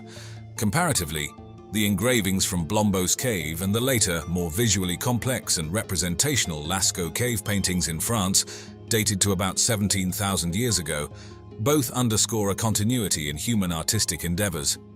While the Lascaux paintings are renowned for their visual sophistication, the abstract patterns and use of materials like ochre at Blombos may represent an earlier manifestation of the same cognitive leap toward symbolic thought and communication. Through these discoveries, Blombos Cave provides profound insights into the evolution of human cognition, culture, and social organization, challenging earlier assumptions about prehistoric humans and underscoring the deep roots of human creativity. These findings mark Blombos Cave as a pivotal benchmark for understanding the origins of modern human behavior and artistic expression. Moving from the artistic expressions of ancient South Africa to the architectural marvels of early Turkey, Çatalhöyük emerges as a fascinating site. Discovered in the late 1950s by James Mellart and extensively excavated later by Ian Hodder, this Neolithic New Stone Age settlement is located in south-central Turkey. Dating back approximately 9,500 to 7,700 years ago, Çatalhöyük provides an unparalleled glimpse into early urban life and its complexities, spanning about 32 acres with its intricately built environment. The architectural uniqueness of Çatalhöyük is evident in its mud brick houses, which were accessed via roofs instead of doors, suggesting a highly organized and communal society. The close clustering of these dwellings, where the roof of one building served as a terrace for another, reflects a lack of clear social stratification, unusual for such an early urban development. The settlement's walls boast elaborate frescoes, including detailed depictions of hunting scenes and vultures. These murals, some of the earliest examples of narrative art, offer insights into the community's beliefs, rituals, and the environment around them. Further explorations reveal numerous figurines and shrines within the settlement, underscoring the significant role religion played in daily life. The prominence of female figures and symbols in these findings may indicate matrifocal elements in their social structure. The theoretical perspective that Çatalhöyük might have been an egalitarian society is supported by the uniformity in house size and communal architectural layout. This suggests that Çatalhöyük could have practiced a form of proto-communism long before the concept was formally theorized, with an absence of grandiose tombs or palatial structures pointing to a community where social status was not markedly pronounced.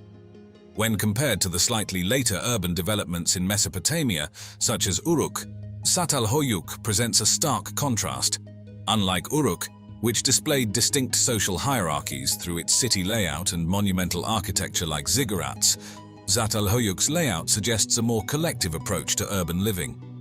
This comparison provides key insights into how early urban societies could develop and organize themselves in diverse ways. In 1963, a seemingly mundane home renovation in the small town of Derinkuyu, Turkey, turned into a groundbreaking archaeological discovery. A homeowner, while knocking down a wall in his basement to expand the space, inadvertently opened up a passage leading to an extensive network of rooms, tunnels, and chambers buried deep beneath the earth. This was no ordinary find. It was the entrance to what would soon be recognized as the largest underground city in Cappadocia, a region already noted for its unique geological formations and history of subterranean dwellings carved into soft volcanic rock. The discovery revealed that Derinkuyu was not just a series of underground caves, but a complex, multi-level city that could descend up to 85 meters, or about 280 feet underground, featuring at least 18 tiers. This massive subterranean complex was equipped to house up to 20,000 people along with their livestock and necessary provisions. The city contained everything from residential quarters and communal spaces to places of worship and educational rooms, demonstrating a highly sophisticated understanding of architectural and engineering principles. Archaeologists who arrived soon after the discovery were astounded by the city's capabilities. Derinkuyu was ingeniously designed with extensive ventilation shafts, ensuring air circulation deep underground, akin to modern air conditioning systems. It also featured enormous stone doors that could be rolled across passageways to secure the city from invasions, operable only from the inside. The narrow tunnels were strategic, forcing potential intruders to enter in single file, which made defending the city more manageable. The engineering marvels of Derinkuyu also included a sophisticated ventilation system that prevented suffocation, even when the underground city was filled to capacity. This level of planning and construction suggests that the builders of Derinkuyu were not only master planners, but also pioneers in early architectural design. The design and defensive capabilities of Derinkuyu often draw comparisons to the legendary labyrinth of Minos, which was said to house the fearsome Minotaur in Greek mythology. Much like the mythological labyrinth, Derinkuyu had a cohesive layout with one main entrance and only a few secret exits, ingeniously designed to confuse and potentially trap unwelcome guests. This architectural similarity highlights the ingenuity of ancient builders and their ability to create secure and self-sustaining environments under the most challenging conditions. When you picture ancient Egypt, what comes to mind? Majestic pyramids, powerful pharaohs, mummies shrouded in mystery, perhaps their pantheon of gods, Isis, Horus, Ra. But Zeus? Probably not the first deity that springs to mind. Yet a recent discovery in Egypt's Sinai Peninsula has unearthed a lost temple dedicated to the Greek god of the sky. Egypt, once a mighty empire, had been weakened by internal strife and external pressures. The Persians, under Cambyses II, dealt a significant blow by conquering Egypt in the 6th century BC. Although Egyptians managed to regain independence for a time, they were never quite the same force. This vulnerability paved the way for Alexander the Great's conquest in 332 BC. Unlike the Persians who largely imposed their rule, Alexander cleverly integrated himself into the Egyptian framework. He recognized the power of the Egyptian gods and even participated in their rituals, a strategic move to gain the acceptance of his new subjects. He started the construction of a temple dedicated to the goddess Isis, demonstrating his respect for Egyptian religious traditions. After Alexander's untimely death, his vast empire was divided amongst his generals. Ptolemy I Soter, a shrewd and capable leader, emerged as the ruler of Egypt. In 305 BC, he declared himself pharaoh, marking the beginning of the Ptolemaic dynasty. This wasn't just a change in leadership, it was a cultural shift. This Greek dynasty reigned for almost 300 years, ending with Cleopatra's tragic death. The Ptolemies brought their Greek heritage, including their mythology, into Egypt. They were a rather insular bunch, maintaining their Greek identity through, well, a lot of intermarrying. 10 out of 15 Ptolemaic marriages were between siblings. Most rulers didn't even bother learning Egyptian. Cleopatra was the exception, the first and last of her line to master the language. The Ptolemies, though of Greek origin, understood the importance of respecting Egyptian traditions to maintain their power. They adopted Egyptian titles, participated in religious ceremonies, and even portrayed themselves in traditional pharaonic style. However, they also brought their own Greek heritage with them. This led to a unique blend of cultures, evident in art, architecture, and religion. Temples like the one discovered in Pelusium are a testament to this fusion. While dedicated to Greek gods, they were likely influenced by Egyptian architectural styles and may have even incorporated elements of Egyptian religious practices. But Pelusium's story predates the Ptolemies. It was a key player in the Persian conquest of Egypt in 525 BC. The young pharaoh Psemtik III faced the formidable Persian king Cambyses II. Psemtik, betrayed by his Greek allies and plagued by bad omens, stood no chance. The Battle of Pelusium was a bloodbath. Legend has it, the Persians exploited the Egyptians' reverence for cats, using them as shields to advance on the city. Unable to harm the sacred animals, the Egyptians were routed. Psemtik was captured and ultimately took his own life, marking the end of an era for Egypt. The sands of time quite literally swallowed Pelusium whole. Despite its once strategic importance as a bustling port city and a key military stronghold, its location at the Pelusiac branch of the Nile Delta proved to be its downfall. Over centuries, the relentless Nile deposited silt that gradually choked the harbour, cutting off its lifeline to the Mediterranean. As the coastline receded, Pelusium lost its strategic advantage and its economic importance dwindled. By 1100 AD, it was completely abandoned, left to the mercy of the encroaching desert. The city's decline and eventual burial under layers of sand explain why the temple remained hidden for so long. Early excavations in 1910, led by French Egyptologist Jean Clédat, offered tantalizing clues. He uncovered inscriptions mentioning a sacred enclosure dedicated to Zeus Cassius, but the temple itself remained elusive. Fast forward to 2022, and a team of archaeologists from the Egyptian Ministry of Tourism and Antiquities, led by Dr. Mustafa Waziri, were conducting excavations at the Tel Farama site, the location of ancient Pelusium. They unearthed massive granite columns, some reaching a height of 12 meters, toppled and fragmented. These colossal columns, along with limestone walls and other architectural elements, confirmed the existence of the long-lost temple of Zeus Cassius. Mount Cassius, a towering peak located on the border between what is now Syria and Turkey, held immense religious importance for millennia. It was revered as a sacred space by various cultures, including the Canaanites, Phoenicians, and Greeks. For the Greeks, Mount Cassius was inextricably linked to Zeus.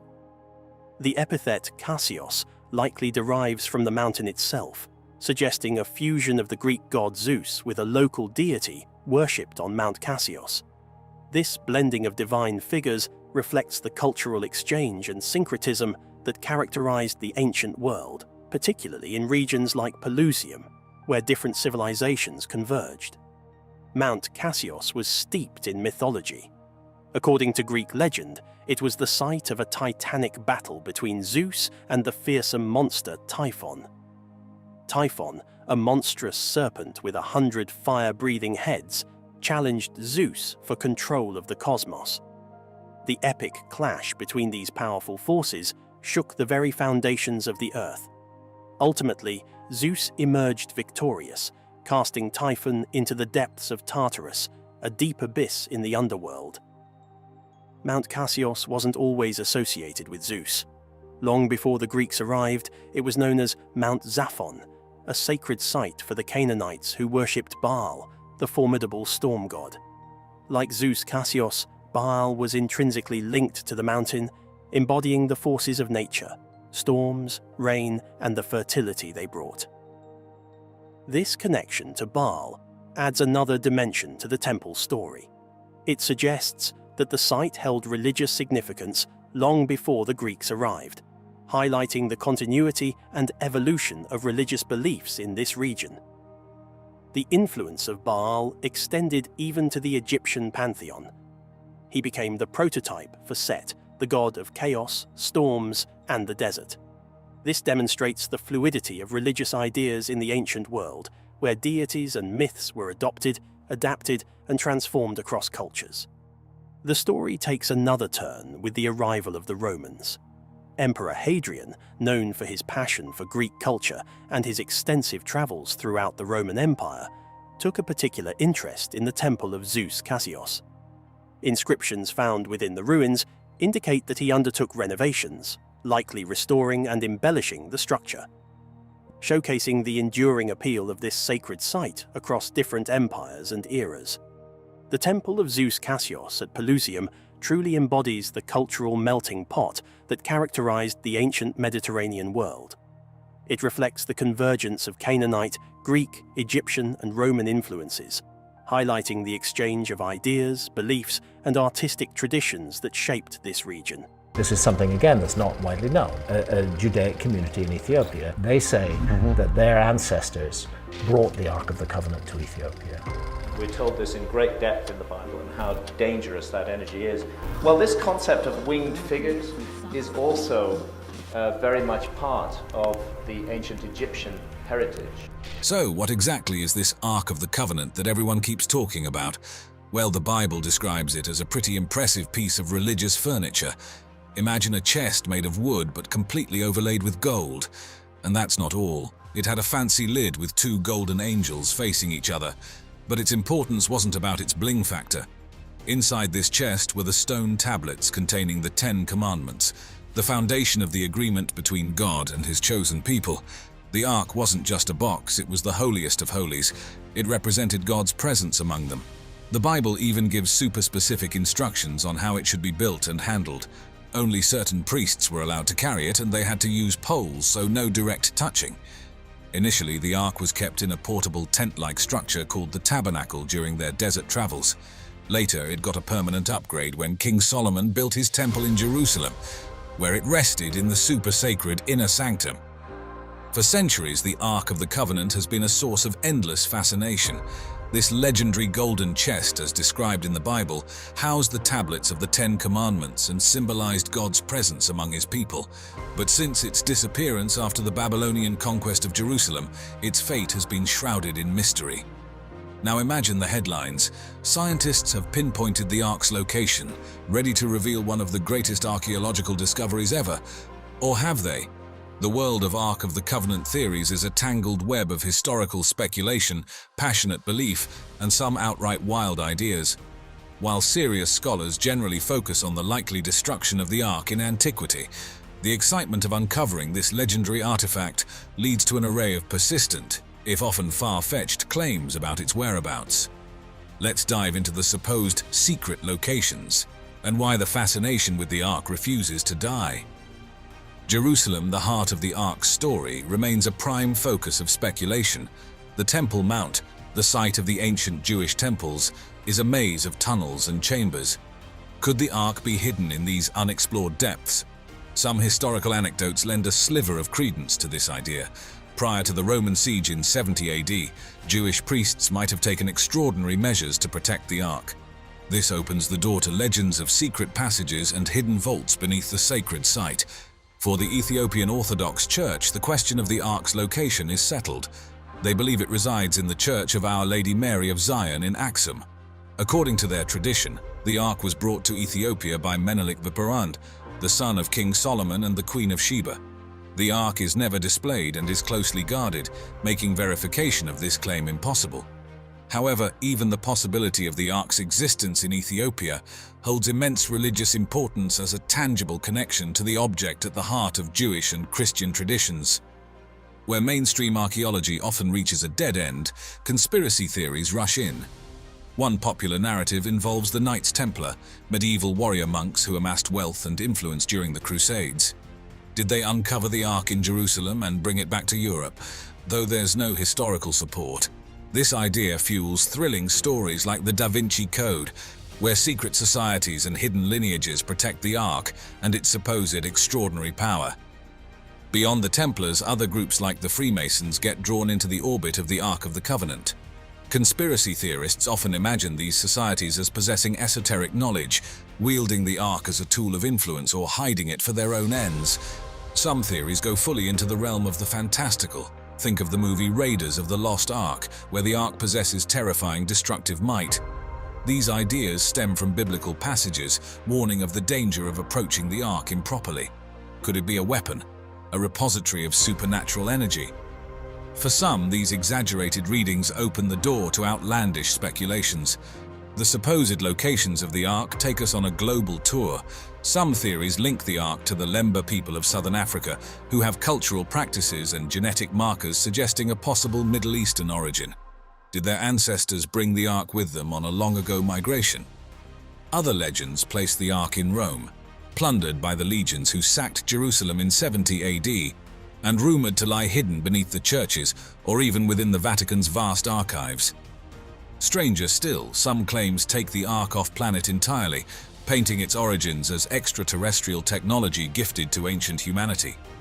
The classic rectangular chest shape sometimes draws comparisons to Egyptian ritual boxes as well. The Ark's allure persists in its unique blend of power, danger, and the thrill of an unresolved mystery. But where does this perception of power come from? And how has it shaped our understanding of the Ark across time? The Bible itself is the source of the Ark's awe-inspiring reputation. It's not just an object, it's described as a conduit for divine presence. The elaborate rituals for handling it and the stories of dire consequences for touching it, like the unfortunate Uzzah, reinforce the idea that this wasn't merely a fancy storage container. While mainstream science rejects the notion of the Ark as a literal weapon, it doesn't stop some outlandish theories. Ideas about electrical charges, radioactivity, or unknown materials try to explain away the Ark's biblical effects. Whether credible or not, these attempts add to the Ark's mystique. There's always that lingering question in the back of one's mind. What if? Fascinatingly, the concept of sacred chests isn't unique to the Israelites. Ancient Egypt brimmed with portable deity shrines, and other cultures used similar boxes in religious processions. Could the Ark, rather than being wholly unique, be part of a broader cultural tradition from its time period? This adds another layer of complexity and historical grounding to the Ark's story. Even in other Abrahamic faiths, echoes of the Ark's significance linger. The Quran's references to a sacred chest with relics could be a trace of shared tradition. The Baha'i faith goes even further, transforming the Ark entirely into a metaphor for the divine knowledge revealed by prophets throughout history. This shows how potent the Ark's core symbolism remains. Over time, did the Ark shift from a physical object to a symbol of the covenant itself? Replicas might have existed, powerful in their spiritual weight even if no longer containing the original tablets. Medieval art depicts the Ark with dramatic flair, influencing modern representations despite often diverging from biblical descriptions. And of course, pop culture loves the Ark. Remember Indiana Jones and his face-melting encounter? It's the perfect mix of historical enigma and a touch of the supernatural, a guaranteed recipe for a thrilling adventure. This potent mix of history, mystery, and the sheer potential for thrilling narratives keeps the Ark's flame alive. But why does the Ark of the Covenant hold such power over our imaginations? Here's the key. Historical gaps exist. Its disappearance during a turbulent time leaves ample space for speculation. Did it perish? Does it lay waiting to be unearthed? The uncertainty is a blank canvas where theories can easily take root. Whether one approaches the Ark from a perspective of faith or historical curiosity, it represents something profound, a connection to the divine, a symbol of God's covenant with the Israelites, or a relic of a bygone era. This emotional and spiritual dimension adds fuel to the quest. Secret societies, hidden clues, quests against the odds, all these elements make for gripping tales. The Ark is embedded in a storytelling tradition that, while not always historically accurate, is undeniably captivating. Deep down, we are drawn to the unsolved, the mysterious. The Ark, straddling history and legend, is the ultimate archaeological puzzle that may never have a definitive answer. While scientists discover makes for a thrilling headline, it's crucial to inject a dose of realism into the Ark of the Covenant narrative. Most reputable archaeologists view the Babylonian destruction of the first temple in 587 BC as the most likely end of the Ark. While not impossible, the survival of an intricately crafted, gold-covered wooden object over millennia, through battles and sieges, seems improbable. Locations based on legends often lack physical evidence to support archaeological exploration. Claims need tangible proof to transition from speculation to scientific process. Additionally, many of the places rumored to hold the Ark are actively used for worship. The search cannot come at the expense of violating religious sensitivities or disrupting communities built on deeply held beliefs. The Ark of the Covenant sits fascinatingly on the line between history, faith, and the enduring human desire to uncover the extraordinary. It's unlikely that any future discovery will fully satisfy everyone. After all, the enduring power of the Ark rests partly in its enigma. Is there a chance the Ark is still out there? Perhaps. But the true treasure might lie in what this ongoing search reveals about ourselves, our need for stories, our reverence for the past, and our unending capacity for wonder. The Great Pyramid, mostly that's the one that's been studied. We actually haven't done a whole lot of studying on the other pyramids. It's something that's severely lacking. In fact, we've not even cleared off the bases of some of the other pyramids up at Giza. It's crazy. So you can understand why people start to question the historical narrative. The reality of them is probably stranger and more interesting than anything people can think up in terms of fiction.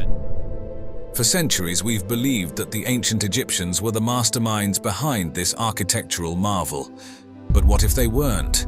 What if instead, they simply moved into these colossal structures? Join us as we explore groundbreaking theories, unravel new discoveries, and challenge everything we thought we knew about one of the 7 wonders of the ancient world. I'm willing to accept that the Great Pyramid was largely completed by the ancient Egyptians. The Great Pyramid of Giza, built during the 4th dynasty of Egypt for Pharaoh Khufu around 2580 to 2560 BC, has long captured the imagination of people worldwide. The discovery of its entrance and the subsequent exploration of its interior chambers have significantly deepened our understanding of ancient Egyptian architecture and burial practices. For centuries, the entrance to this monumental structure was a mystery. Originally, the pyramid was encased in smooth Tura limestone, which concealed any openings. By the time explorers began their quest, most of this casing had been stripped away, revealing the underlying structure. The Great Pyramid was sealed. It was a sealed monument. The first recorded discovery of the entrance dates back to 820 AD when the Caliph al-Mamun ordered an expedition to uncover the pyramid's secrets. The Caliph al-Mamun, who was running Egypt at the time, wanted to get inside the Great Pyramid. His workers supposedly found the hidden entrance after hearing a stone fall within the pyramid. They located the entrance about 17 meters above the ground on the northern face, slightly to the east of the central axis. This discovery led them to a descending passageway. From the entrance, the descending passageway measures about 1.2 meters high and 3.5 wide, sloping downwards at an angle of approximately 26 degrees. Is there not a hidden chamber as well? In fact, there is a whole underworld at Giza. This is beginning to be recognized. This passage extends for about 105 meters into the pyramid, eventually reaching the subterranean chamber, also known as the pit. This chamber lies beneath the pyramid, carved into the bedrock, and is unfinished, roughly hewn, and not fully smoothed out like other parts of the pyramid. Measuring approximately 27 by 14 meters and about 8.6 meters high at its highest point, the chamber's purpose remains unclear. We actually don't know what these chambers were for. No burial of any pharaoh was ever found inside the Great Pyramid. Some theories suggest it was an early attempt at a burial chamber or simply an unfinished part of the construction. Halfway along the descending passageway, an ascending passageway branches off upwards. Similar in dimensions to the descending passageway, it extends for about 39 meters before reaching the Grand Gallery. The entrance to the ascending passageway was originally concealed by a stone block, adding an extra level of security. The Grand Gallery is one of the pyramid's most impressive features. It is a steeply inclined corridor, measuring about 46.6 meters in length, 8.6 meters in height, and 2.1 meters in width at the base, narrowing slightly towards the top. The walls of the Grand Gallery are lined with precisely cut stones, and the ceiling consists of corbelled stone blocks, creating a vaulted appearance. The floor has a series of slots, possibly for the placement of beams or to aid in the transportation of heavy objects. Approximately halfway along the Grand Gallery, a horizontal passageway leads to the so-called Queen's Chamber. This chamber is smaller than the King's Chamber, measuring about 5 3/4 meters by 5 1/4 meters, with a height of 6 1/4 meters. The walls are smooth and the ceiling is pointed, forming a gabled roof. The exact purpose of the Queen's Chamber is still debated. It might have been intended as a secondary burial chamber or a symbolic chamber for the pharaoh's spirit. Continuing up the Grand Gallery, a horizontal passage leads to the King's Chamber, the most important room in the pyramid. The King's Chamber is rectangular, measuring about 1.5 by 5.2 meters, and has a flat roof composed of massive granite beams. The chamber's walls are also lined with granite, and the floor consists of large granite blocks. Inside the King's Chamber is a large granite sarcophagus, believed to have held Khufu's body. The sarcophagus is too large to have been brought in through the existing passages, indicating it was placed during the construction of the pyramid. Above the King's Chamber are 5 relieving chambers, designed to distribute the weight of the pyramid and prevent the roof of the King's Chamber from collapsing. These chambers are separated by large horizontal slabs of granite, each layer relieving some of the weight above. In recent times, advanced technologies like ground-penetrating radar and Moon tomography have been employed to explore the pyramid further. These methods have led to the discovery of previously unknown voids and chambers, such as the Scan Pyramid's Big Void, a large empty space above the Grand Gallery discovered in 2017. The purpose of this void remains a mystery and continues to be a topic of ongoing research and speculation. The area surrounding the Great Pyramid of Giza, also known as Khufu's Pyramid, has been a treasure trove of archaeological discoveries. I think there's a lot more remains to be discovered under the Giza Plateau. Yeah. These finds offer remarkable insights into ancient Egyptian civilization, their burial practices, religious beliefs, and daily life. One of the most intriguing discoveries is the solar boat pits, unearthed in 1954 by Egyptian archaeologist Kamal El-Malakh. These pits contain 2 intact boats buried near the Great Pyramid, positioned on the southern side. Known as solar barks, these boats were believed to serve a dual purpose. They were intended for Khufu's journey with the sun god Ra across the sky during the day and through the underworld at night. Another theory suggests they might have been used in the funerary procession of the pharaoh. The boats are made of Lebanese cedar wood, meticulously assembled without nails. The larger boat measures about 43.6 meters in length and features a sophisticated design with a cabin, oars, and rope bindings, using a technique known as mortise and tenon. The first boat was painstakingly reconstructed over 14 years by Egyptian conservator Ahmed Youssef Mustafa and is now displayed in the Khufu Boat Museum beside the Great Pyramid. The second boat remains in situ, awaiting advanced preservation techniques. In the early 1990s, Egyptian archaeologist Zahi Hawass and his team made a groundbreaking discovery southeast of the Great Pyramid, the tombs of the workers who built the pyramids. The tombs provided evidence that the builders were paid laborers who worked in 3-month rotating shifts, reflecting the societal structure and economy of the Old Kingdom. The tombs contained skeletal remains showing signs of healed injuries, indicating that workers had access to medical care. Pottery shards, tools, and remnants of food supplies such as bread and beer were also found, shedding light on their diet and daily life. The presence of beef and fish bones suggests that the workers received good nutrition. The tombs were simple, yet carefully constructed from mud brick and limestone, indicating a level of respect for the workers. Some tombs had hieroglyphic inscriptions and modest grave goods, signifying the workers' social status and the reverence afforded to them.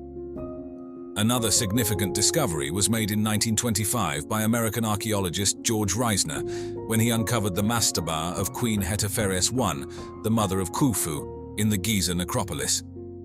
Located to the northeast of the Great Pyramid, the tomb was initially hidden under debris. The tomb contained a large cache of funerary equipment, including a golden throne, a gilded bed with a canopy, chairs, a palanquin, and various personal items such as jewelry and cosmetic boxes. The craftsmanship of these items highlights the luxurious lifestyle of the royal family and the high level of artisanship of the period. Interestingly, Hetepheres' body was never found, leading to theories that her mummy might have been relocated or never placed in the tomb. Some suggest the burial equipment might have been prepared in anticipation of her death, but used for another purpose. The remains of Khufu's pyramid temple have been uncovered through various excavations conducted over the years, with significant contributions from archaeologists such as Mark Lehner and Zahi Hawass. The pyramid temple was a site for offerings and rituals to honor the deceased pharaoh Khufu. It played a central role in the funerary cult, where daily rituals and ceremonies ensured the pharaoh's immortality. The temple's remains include large limestone blocks, column bases, and fragments of statues and altars. The temple layout typically featured a courtyard, a hypostyle hall, and sanctuaries. The temple was connected to the pyramid by a causeway, which was used for processional purposes. Various small artifacts, including inscribed blocks, offering tables, and fragments of statues, have been found. These artifacts shed light on the religious practices of the time, the artistic styles, and the materials used. Notably, fragments of a life-size statue of Khufu have been uncovered, providing insights into the pharaoh's appearance and royal iconography. The tomb of Khentkaus III, discovered by archaeologists in the early 20th century, is also referred to as the Fourth Pyramid due to its unique design. Located to the southeast of the Great Pyramid within the Giza necropolis, the tomb features a unique design that combines elements of both a pyramid and a mastaba. It includes a stepped pyramid base with a superstructure that might have been intended as a pyramid but was left unfinished. This is quite a famous phenomenon in Turkey, that there are huge cities. They look like ant farms on an enormous scale that are dug out under the earth. Hundreds and hundreds of rooms. That huge efforts was put into digging deep beneath the earth and creating these shelters. Nestled in the heart of Turkey's enchanting Cappadocia region lies Derinkuyu, an ancient underground city that stands as a monument to the ingenuity and resilience of bygone civilizations. Its fascinating origins, complex construction, and versatile uses offer a glimpse into a community that sought refuge beneath the Earth's surface, crafting a hidden world of remarkable depth and complexity. And archaeology does not have a good explanation about what they're there for, or why they were built, or when they were built. They're all cut out of stone. You can only date objects that were left in them. You can't say when they were actually made. The story of Derinkuyu begins in the 8th–7th centuries BCE, with the Phrygians, an Indo-European people renowned for their architectural skills, laying its foundation. What likely started as a modest subterranean enclave was expanded by successive cultures, each adding layers of depth and function to this architectural marvel. Notably, in the 2nd and 3rd centuries AD, early Christians seeking sanctuary from Roman persecution carved out additional living quarters, worship spaces, and communal areas. They were used by Christians, they were used by Muslims, they were used back in 2,000 plus years ago as homes in some cases. The construction of Derinkuyu was no small feat. It involved the excavation of approximately 2.5 million cubic meters of volcanic rock, known as tuff, which is soft enough to carve but hardens when exposed to air, ensuring stability for the city's expansive underground structures. Derinkuyu's purpose extended far beyond a mere hideout. It was a bastion during invasions and conflicts in the strategically significant region of Cappadocia. What makes sense of those underground cities to me is that they were built as places of refuge that people could go into during an episode of meteor bombardment during the Younger Dryas. Beyond serving as a refuge, it also offered a complete underground living environment with water wells, food storage, livestock pens, and even a prison. They're fine. They have air vents, they have water, they're incredibly well thought out. Its intricate layout supported a vibrant community life, with residential areas, communal kitchens, and places of worship, reflecting a society capable of sophisticated urban planning and social organization. The city's capacity to house up to 20,000 people, coupled with its advanced infrastructure, including an extensive ventilation system and a complex water distribution network, speaks volumes about the ancient world's architectural and engineering prowess. I spent hours down there just wandering around and looking at this amazing place. Of particular note is Derinkuyi's significance to early Christians, who found not just a safe haven, but a spiritual sanctuary within its depths. The numerous chapels and churches adorned with religious symbols and bas-reliefs provided a focal point for community and faith, underscoring the city's importance as a religious retreat. Derinkuyi, an underground world equivalent to an 18-story building below the Earth's surface. This ancient city, carved deep into the Earth to a depth of around 200 feet, provided a year-round comfortable living environment. Thanks to its cooler and more stable temperatures, it's fascinating to think about how it was designed to house up to 20,000 people, along with their livestock and possessions, showcasing an incredibly organized society, adept at managing life's necessities in such a confined yet complex space. With at least 18 levels, Derinkuyi was more than just a series of tunnels. It was a fully functioning underground metropolis.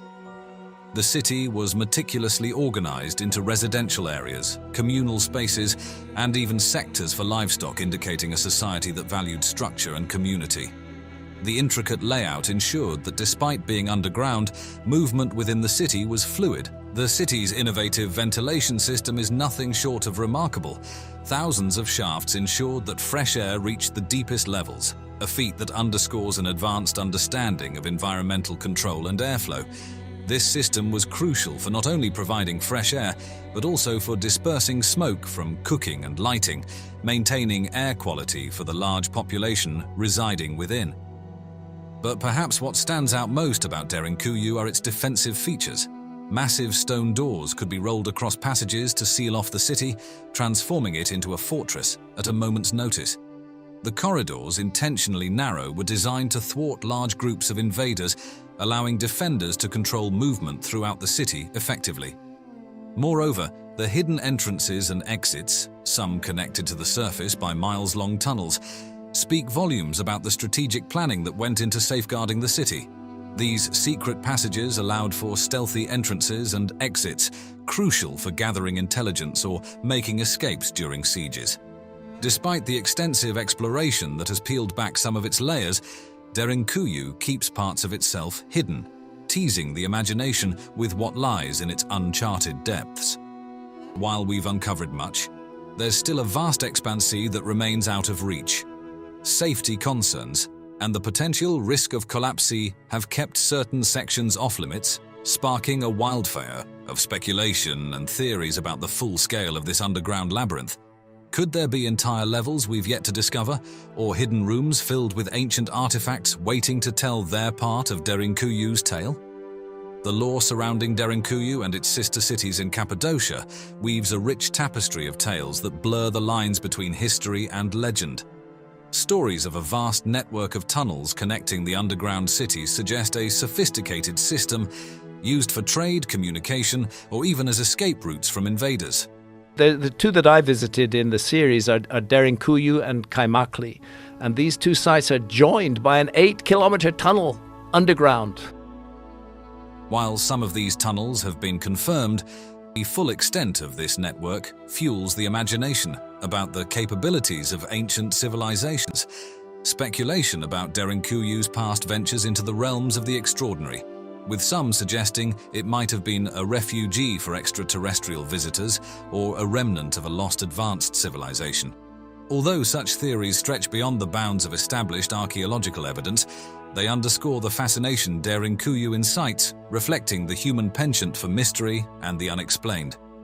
Derinkuyu is a hidden gem that tells a tale of human resilience, architectural mastery, and the intricate history of Anatolia. This ancient underground city, a sanctuary carved from the earth, speaks volumes about the lengths to which people will go to protect their beliefs, their culture, and their way of life. Imagine a time between the 1st and 3rd centuries AD when early Christians, facing relentless persecution from the Roman Empire, sought refuge beneath the earth's surface.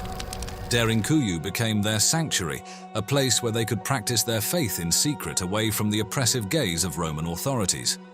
Within this subterranean haven, they carved out chapels and churches, adorning them with frescoes that depicted scenes from the Bible and Christian iconography, creating a space that was not just about survival, but about preserving their spiritual and cultural identity. But Derinkuyu was not an isolated refuge, it was part of a vast network of underground cities in Cappadocia, connected by miles of tunnels. These connections weren't just for escape or hiding, they represented a sophisticated system for trade, communication, and strategic movement, highlighting an advanced level of social organization and urban planning in ancient Cappadocia. This network of cities underlines the region's significance as a cultural and economic hub, showcasing the ingenuity of its people in creating a cohesive and cooperative community. The modern rediscovery of Derinkuyu is as fascinating as its history. In 1963, a local stumbled upon a mysterious room behind a wall in his home, unveiling the entrance to this ancient city. This discovery captured the imagination of historians, archaeologists, and the wider public, leading to the exploration of the city and its eventual opening to tourists. Today, Derinkuyu is not just an archaeological site, it's a major tourist attraction that draws people from all over the world eager to explore its ancient passageways, chapels, and the incredible engineering behind its construction. Derinkuyu's significance has been recognized on a global scale, as it, along with other sites in the Cappadocia region, has been designated a UNESCO World Heritage Site. This honor speaks to its value to humanity, preserving its history and architecture for future generations. The city stands as a symbol of what humans are capable of achieving when faced with existential threats, creating safe havens of remarkable complexity and beauty.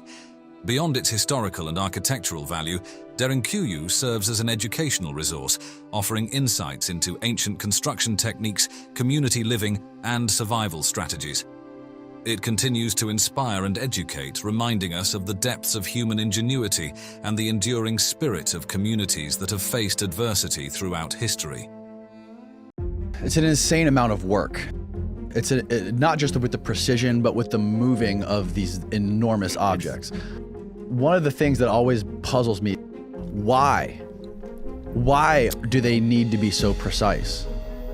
Imagine stumbling upon a hidden chamber beneath your home, leading to an ancient city carved deep within the earth, complete with its own ventilation system and defense mechanisms, an architectural marvel predating Egypt's majestic pyramids. From the labyrinthine complexity of Turkey's Derinkuyu underground city to the symbolic engravings in South Africa's Blombos Cave, our history is dotted with mysterious technologies and constructions that challenge our understanding of ancient human ingenuity. These discoveries not only push the boundaries of what we thought was technologically possible thousands of years ago, but also invite us to rethink the capabilities of our ancestors in the deep past. Blombos Cave, located on the southern coast of South Africa, has become an essential site for understanding early human culture since its discovery in the 1990s by Professor Christopher Henshillwood. The cave's artifacts, which date back about 100,000 years to the Middle Stone Age, offer a glimpse into the ingenuity and artistic sensibility of early humans. Among the notable findings are delicately crafted bone tools, which are some of the earliest known examples of using bone as a material for tool making. The sophistication and finish of these tools indicate a high level of skill and understanding of materials by their creators. In addition to bone tools, engraved ochre pieces were found in the cave, adorned with geometric patterns. These engravings are more than just decorative. They are believed to represent some of the earliest forms of symbolic communication and abstract art. suggesting that cognitive abilities in abstract thought and planning were well developed during this era. Another significant discovery was that of shell beads, which imply a sense of personal adornment and possibly indicate social or ritualistic practices.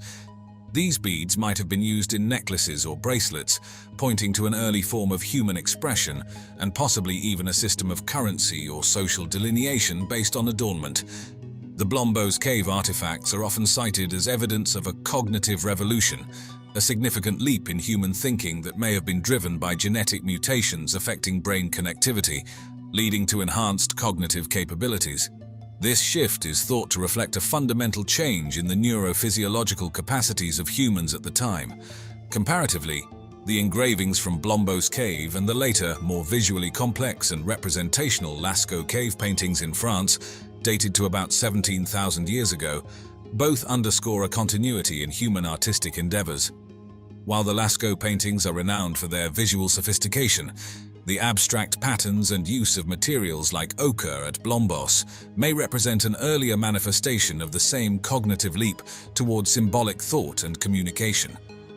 Through these discoveries, Blombos Cave provides profound insights into the evolution of human cognition, culture, and social organization, challenging earlier assumptions about prehistoric humans and underscoring the deep roots of human creativity. These findings mark Blombos Cave as a pivotal benchmark for understanding the origins of modern human behavior and artistic expression. Moving from the artistic expressions of ancient South Africa to the architectural marvels of early Turkey, Çatalhöyük emerges as a fascinating site. Discovered in the late 1950s by James Mellart and extensively excavated later by Ian Hodder, this Neolithic New Stone Age settlement is located in south-central Turkey. Dating back approximately 9,500 to 7,700 years ago, Çatalhöyük provides an unparalleled glimpse into early urban life and its complexities, spanning about 32 acres with its intricately built environment. The architectural uniqueness of Çatalhöyük is evident in its mud brick houses, which were accessed via roofs instead of doors, suggesting a highly organized and communal society. The close clustering of these dwellings, where the roof of one building served as a terrace for another, reflects a lack of clear social stratification, unusual for such an early urban development. The settlement's walls boast elaborate frescoes, including detailed depictions of hunting scenes and vultures. These murals, some of the earliest examples of narrative art, offer insights into the community's beliefs, rituals, and the environment around them.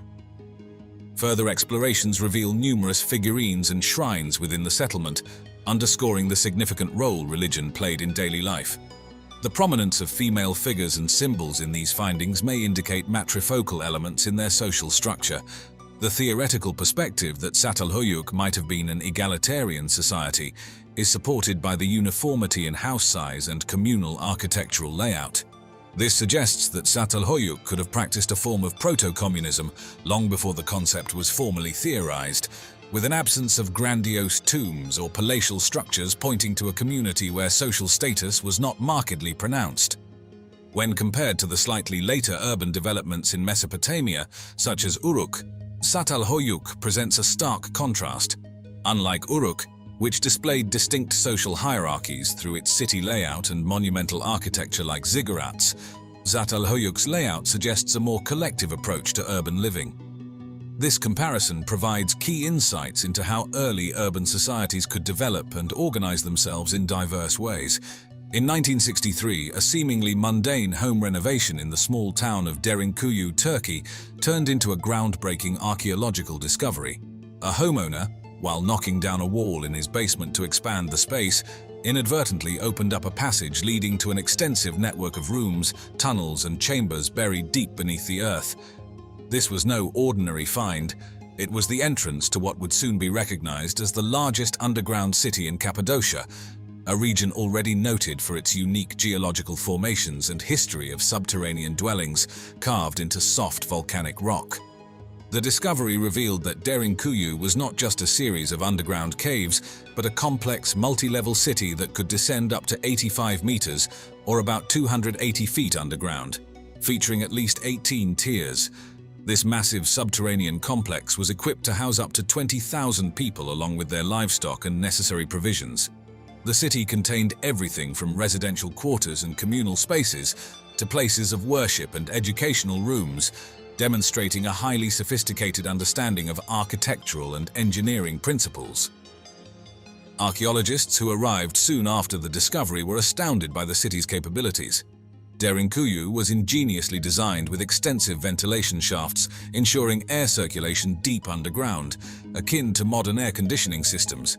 It also featured enormous stone doors that could be rolled across passageways to secure the city from invasions, operable only from the inside. The narrow tunnels were strategic, forcing potential intruders to enter in single file, which made defending the city more manageable. The engineering marvels of Derinkuyu also included a sophisticated ventilation system that prevented suffocation, even when the underground city was filled to capacity. This level of planning and construction suggests that the builders of Derinkuyu were not only master planners, but also pioneers in early architectural design. The design and defensive capabilities of Derinkuyu often draw comparisons to the legendary labyrinth of Minos, which was said to house the fearsome Minotaur in Greek mythology. Much like the mythological labyrinth, Derinkuyu had a cohesive layout with one main entrance and only a few secret exits, ingeniously designed to confuse and potentially trap unwelcome guests. This architectural similarity highlights the ingenuity of ancient builders and their ability to create secure and self-sustaining environments under the most challenging conditions. In many ways, it was the mystery of the Sphinx that really broke everything open. It brought everything to the public attention. Now, what we're talking about for the people that are uninformed is the idea that some of the structures in ancient Egypt are far older than conventional wisdom or conventional modern-day archaeology, modern-day Egyptologists. They would like us to believe that all of this spawned from a very specific time period. Dynastic Egypt, as we know it, going back to about 3000 BC, was really a legacy of what I call now an earlier cycle of civilization. As a geologist with a geological eye, this was not weathered by wind and sand. This was not desert erosion and weathering that I saw on the Sphinx, the body of the Sphinx, which is very difficult to tell because it's been heavily repaired and reworked, but particularly on the walls of what are known as the Sphinx enclosure. The Sphinx enclosure is important because it preserves a lot of the details. And if the audience has not been to Egypt, they should realize that when they carved the Sphinx, it's all solid bedrock. Only the head initially was above the ground surface. They carved down into the rock to free up the body, what I call the core body of the Sphinx.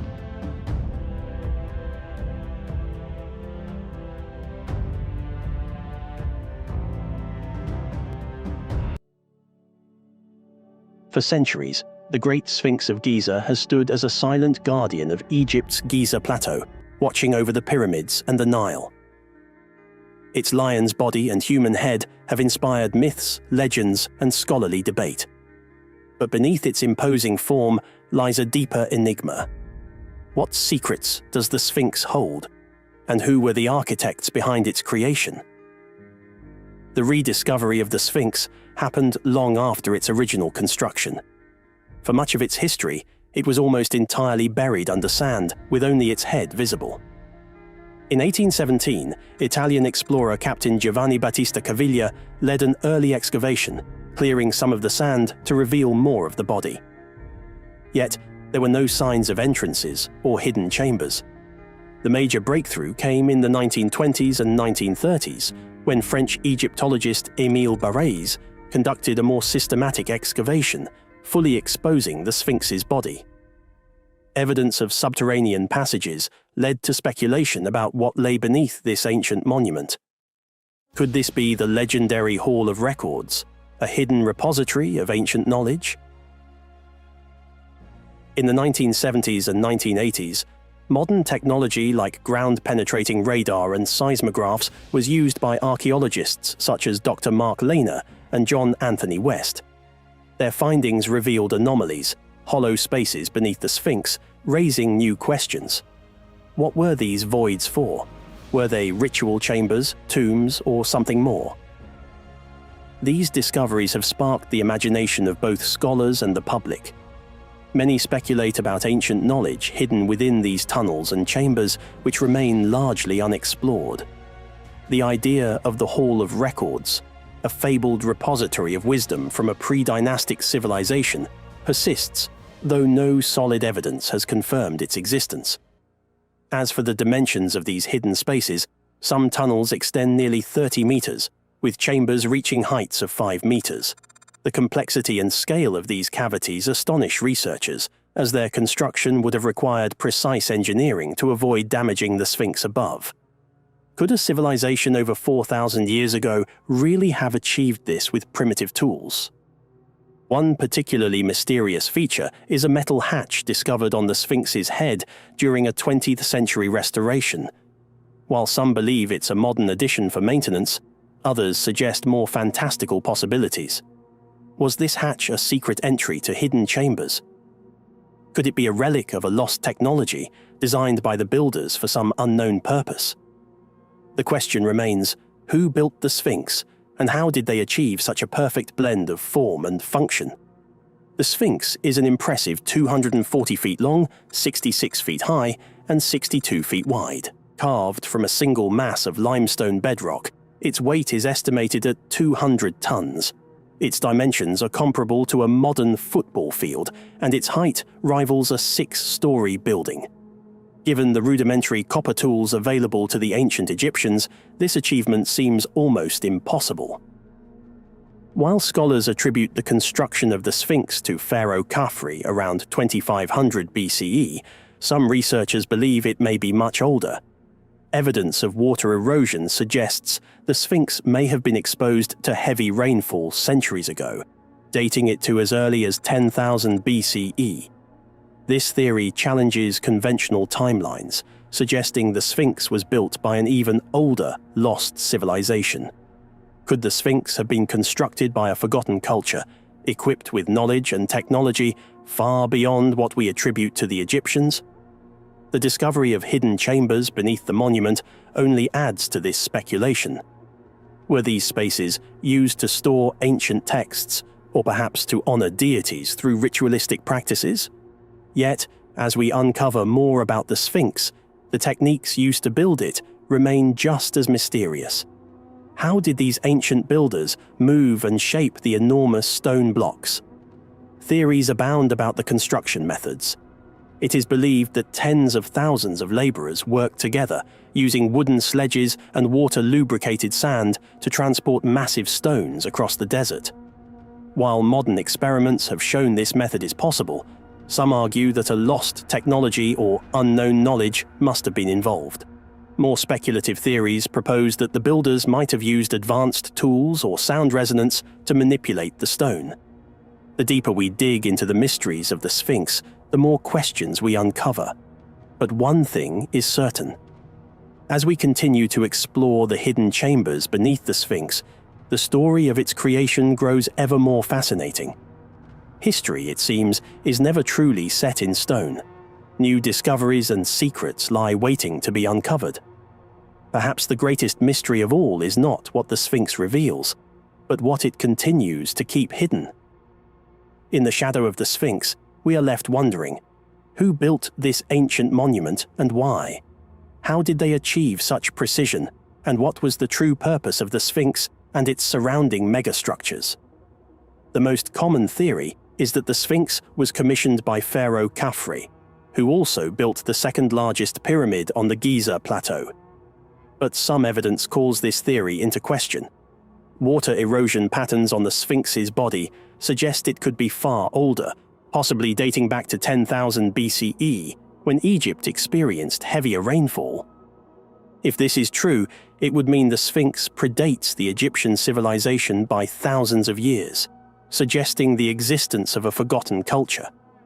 Could this lost civilization have been responsible for building the Sphinx? And if so, why are there no other traces of their presence? These questions fuel conspiracy theories that continue to captivate the imagination. One theory proposes that the Sphinx was built not as a tomb, but as an astronomical observatory.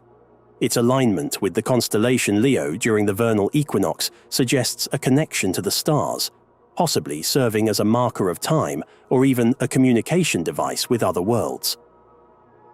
Another theory suggests that the Sphinx and pyramids were part of an ancient energy system. Some believe the pyramids were energy generators, with the Sphinx acting as a control mechanism. The alignment of these structures with the Earth's magnetic field, combined with their proximity to the Nile, supports this idea. Though no concrete evidence backs this claim, it remains a compelling alternative explanation for their purpose. But the mysteries don't stop there. What other secrets might be hidden beneath the Sphinx? Beneath the Sphinx, unexplored chambers continue to spark speculation. Could these be the fabled Hall of Records? According to legend, this hidden vault contains the lost wisdom of an ancient civilization, possibly Atlantis. Though no one has conclusively discovered it, the search for the Hall of Records continues to intrigue explorers. And then, there are those who believe the Sphinx's builders had help from beyond this world. Extraterrestrial theories surrounding the Sphinx have persisted for decades.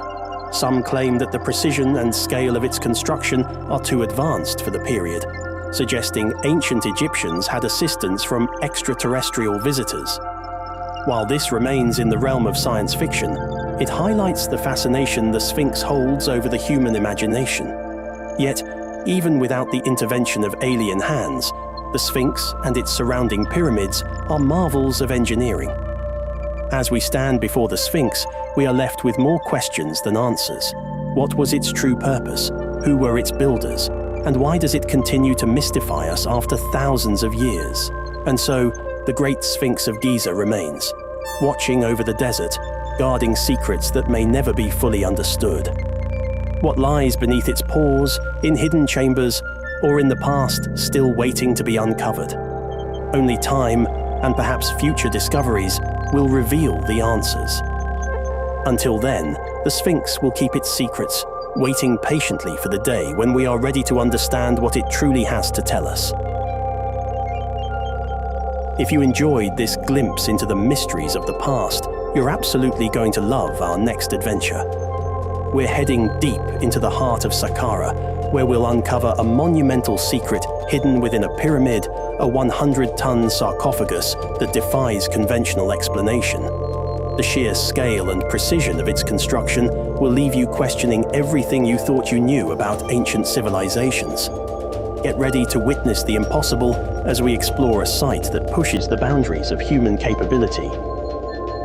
In the boxes in places like the Serapeum, which is probably my favorite site, because there's literally miles of tunnels beneath Saqqara. So it's like a giant underground necropolis. Inside the Serapeum, you have 25 of these things, which are these single-piece, like 100-ton granite boxes. They're insane. It's absolutely insane. And this one in particular is in an off-limits area that we went into that's rarely seen by tourists. We couldn't make the box without developing specific tools to do it, because the way they'd make it is they'd cut like 5 slabs and then bolt them together, like a floor and then 4 walls, and they'd bolt it together into a box. These are single pieces. So what's impressive about that is it's like you have to quarry this one block of stone and then dig it out.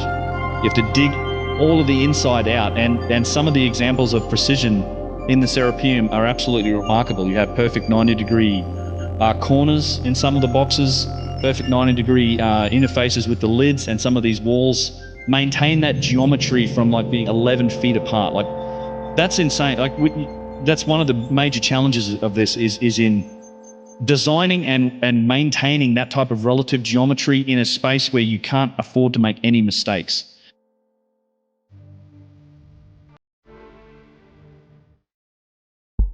The Great Pyramid, mostly that's the one that's been studied. We actually haven't done a whole lot of studying on the other pyramids.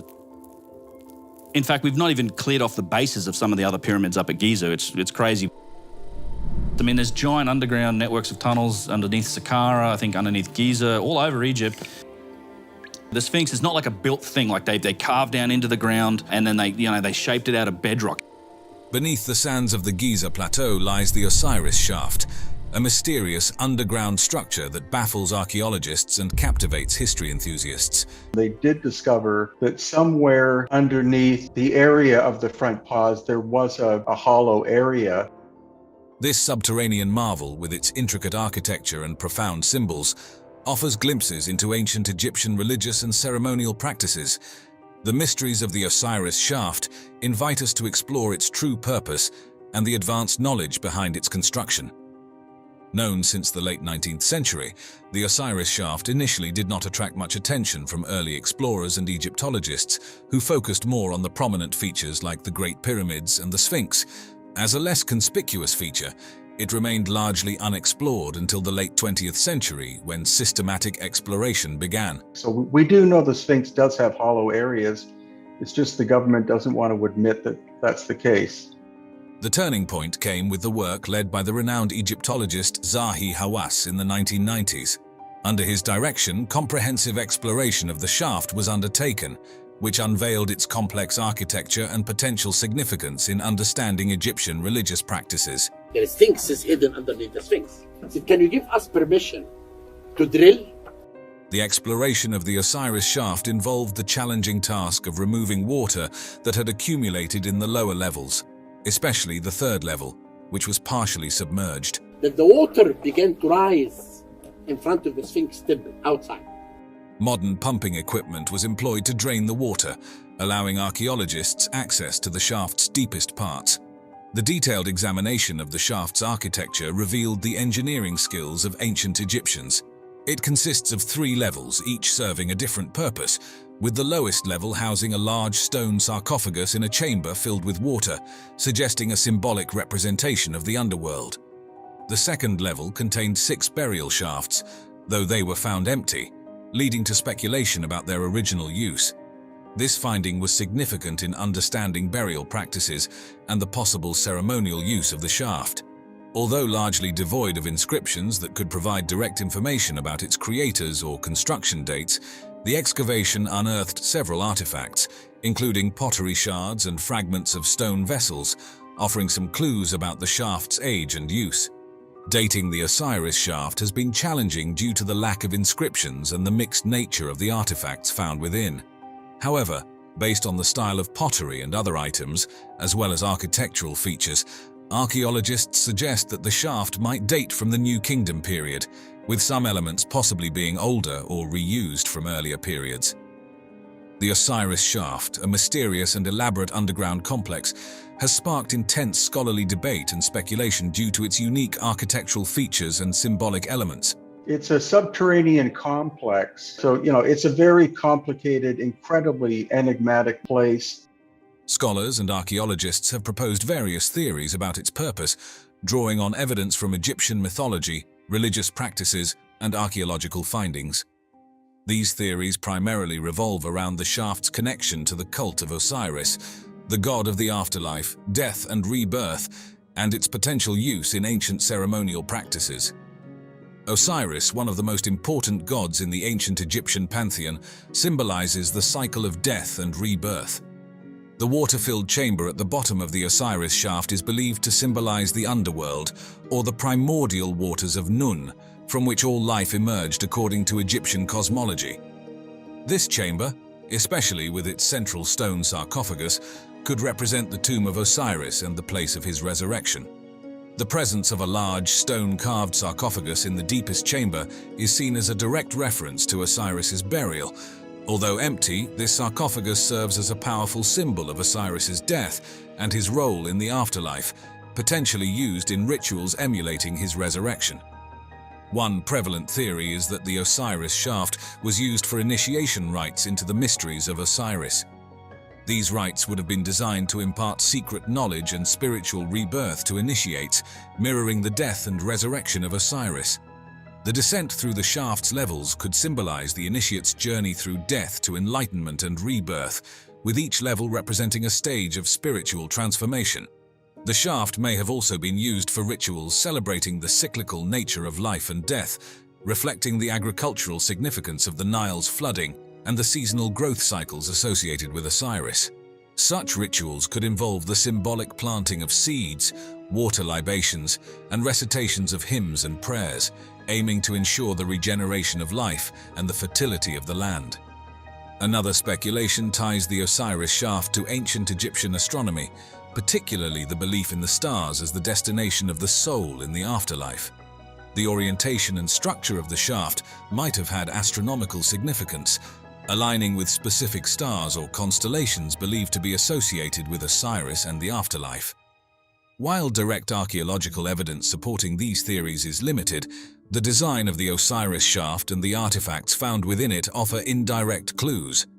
The careful construction of the shaft, the choice of its location near the Sphinx and the Great Pyramid, and the selection of objects placed in the smaller chambers suggest a deliberate attempt to create a sacred space imbued with religious and symbolic meanings. Textual evidence from ancient Egyptian religious texts, such as the Pyramid texts and the Book of the Dead, which contain references to the afterlife and the journey of the soul, provides a contextual backdrop for interpreting the Osiris shaft. These texts describe the landscape of the afterlife, including the presence of water, boats, and the significance of the sarcophagus, all of which find echoes in the physical structure of the Osiris shaft. The Osiris shaft showcases the architectural ingenuity of ancient Egyptian civilization, constructed deep within the limestone bedrock and organized into 3 distinct levels connected by vertical shafts. This site blends the practical with the mystical. Let's explore the architecture and structure of the Osiris shaft, examining each level's design, construction, and potential significance. The engineering and architectural design of the Osiris shaft demonstrate advanced planning and knowledge of subterranean construction techniques. The entrance is a rectangular opening, a deliberate design choice marking the beginning of a descent into the earth. That's the access to the underground area of the Sphinx. The government put it there on purpose. This opening leads directly to a vertical shaft carved straight down into the limestone, requiring precise control to maintain the shaft's integrity and direction. The shaft descends approximately 10 meters to the first level.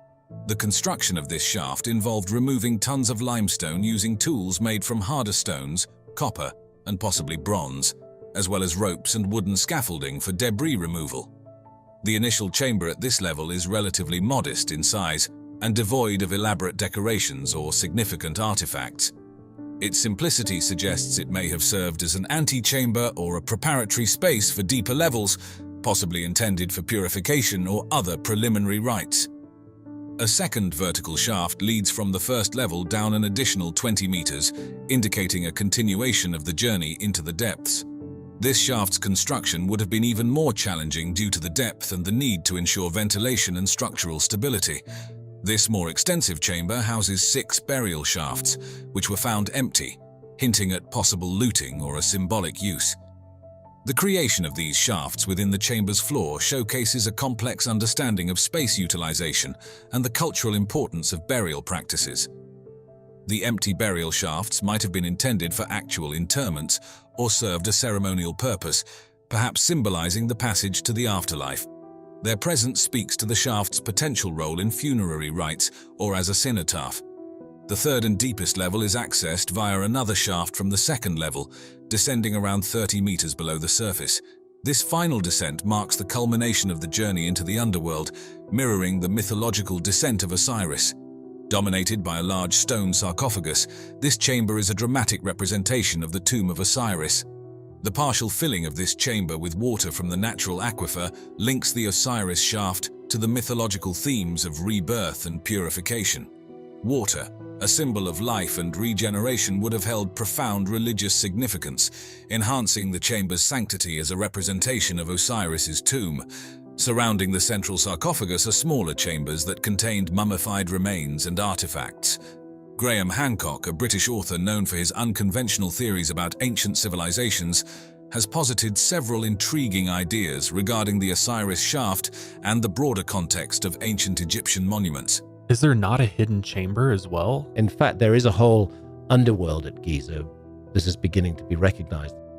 Hancock's work, which spans several books including Fingerprints of the Gods and Magicians of the Gods, often challenges the orthodox archaeological understanding of history. His theories, while controversial among mainstream scholars, have sparked considerable interest and debate among the public and alternative researchers. I think there's a lot more remains to be discovered under the Giza Plateau. Yeah. A central theme in his work is the hypothesis of a lost advanced civilization that predates known history. He suggests that this civilization possessed sophisticated knowledge of astronomy, architecture, and mathematics, which was passed down to later cultures, including the ancient Egyptians. But remember that the ancient Egyptians tell us in many of their texts that everything they knew was a legacy. He suggests these events led to significant rises in sea levels and could have been responsible for the demise of the advanced civilization he hypothesizes. The Osiris shaft's lower levels being filled with water could be interpreted within Hancock's framework as symbolic or actual evidence of these cataclysmic events. He might view the water in the shaft as a deliberate reference to the ancient floods and the civilization's knowledge of these cataclysmic events. You know, the Sphinx gets described as a gateway. Like, there is a lot of legitimate reasons to think that there's something below that structure. They had gone in under the Sphinx and looked at chambers, and they found chambers beneath the Sphinx. Like, they 100% found chambers beneath the Sphinx. In the Sphinx temple, when you go in there is indeed evidence for shafts that go down. I think if there are chambers down there, and if there's anything in them, or there was, it's long gone. Did you know about the mysterious Osiris shaft hidden within the Giza Plateau? This fascinating archaeological site, often overshadowed by the grandeur of the Great Pyramids and the Sphinx, harbors secrets of ancient Egyptian civilization. Though known since the late 19th century, it remained largely ignored as explorers focused on more prominent monuments. But the Osiris shaft has its own story, one that has gradually unfolded over time. It wasn't until the 1990s that the Osiris shaft began to receive the attention it deserved, thanks to the efforts of Zahi Hawass, a name familiar to many. He's documented the fact that Zahi's been enabling kind of secret expeditions digging and drilling around the Sphinx since the 1970s. Under his direction, a thorough exploration was undertaken, revealing the shaft's complex architecture and its connection to ancient Egyptian religious thought. However, accessing the deepest parts of the Osiris shaft wasn't easy.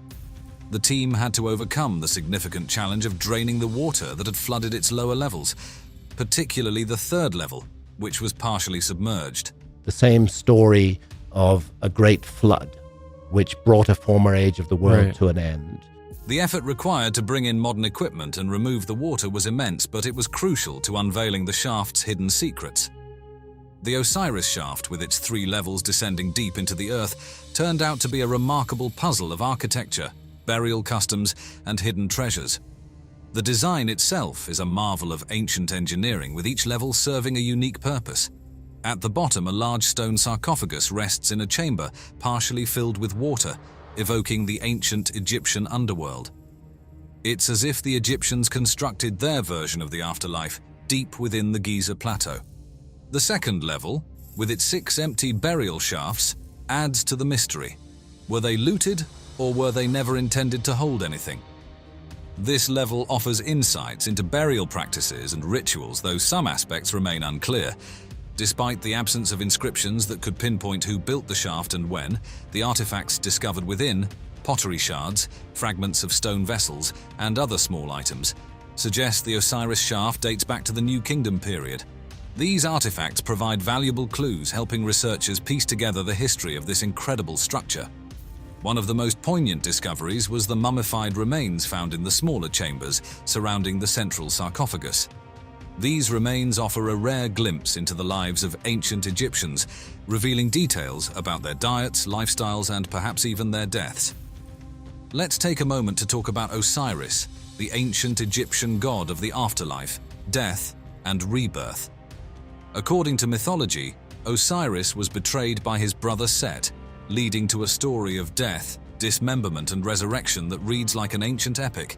His wife, Isis, reassembled him and brought him back to life, making Osiris a symbol of the eternal cycle of life, death, and rebirth.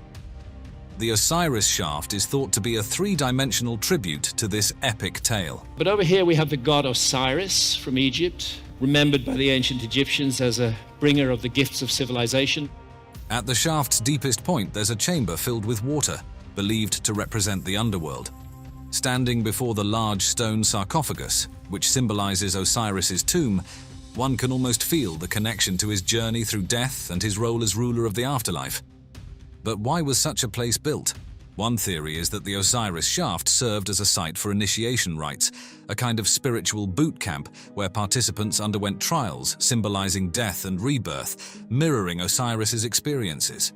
These rites were believed to impart secret knowledge and bring about a spiritual transformation in the initiates.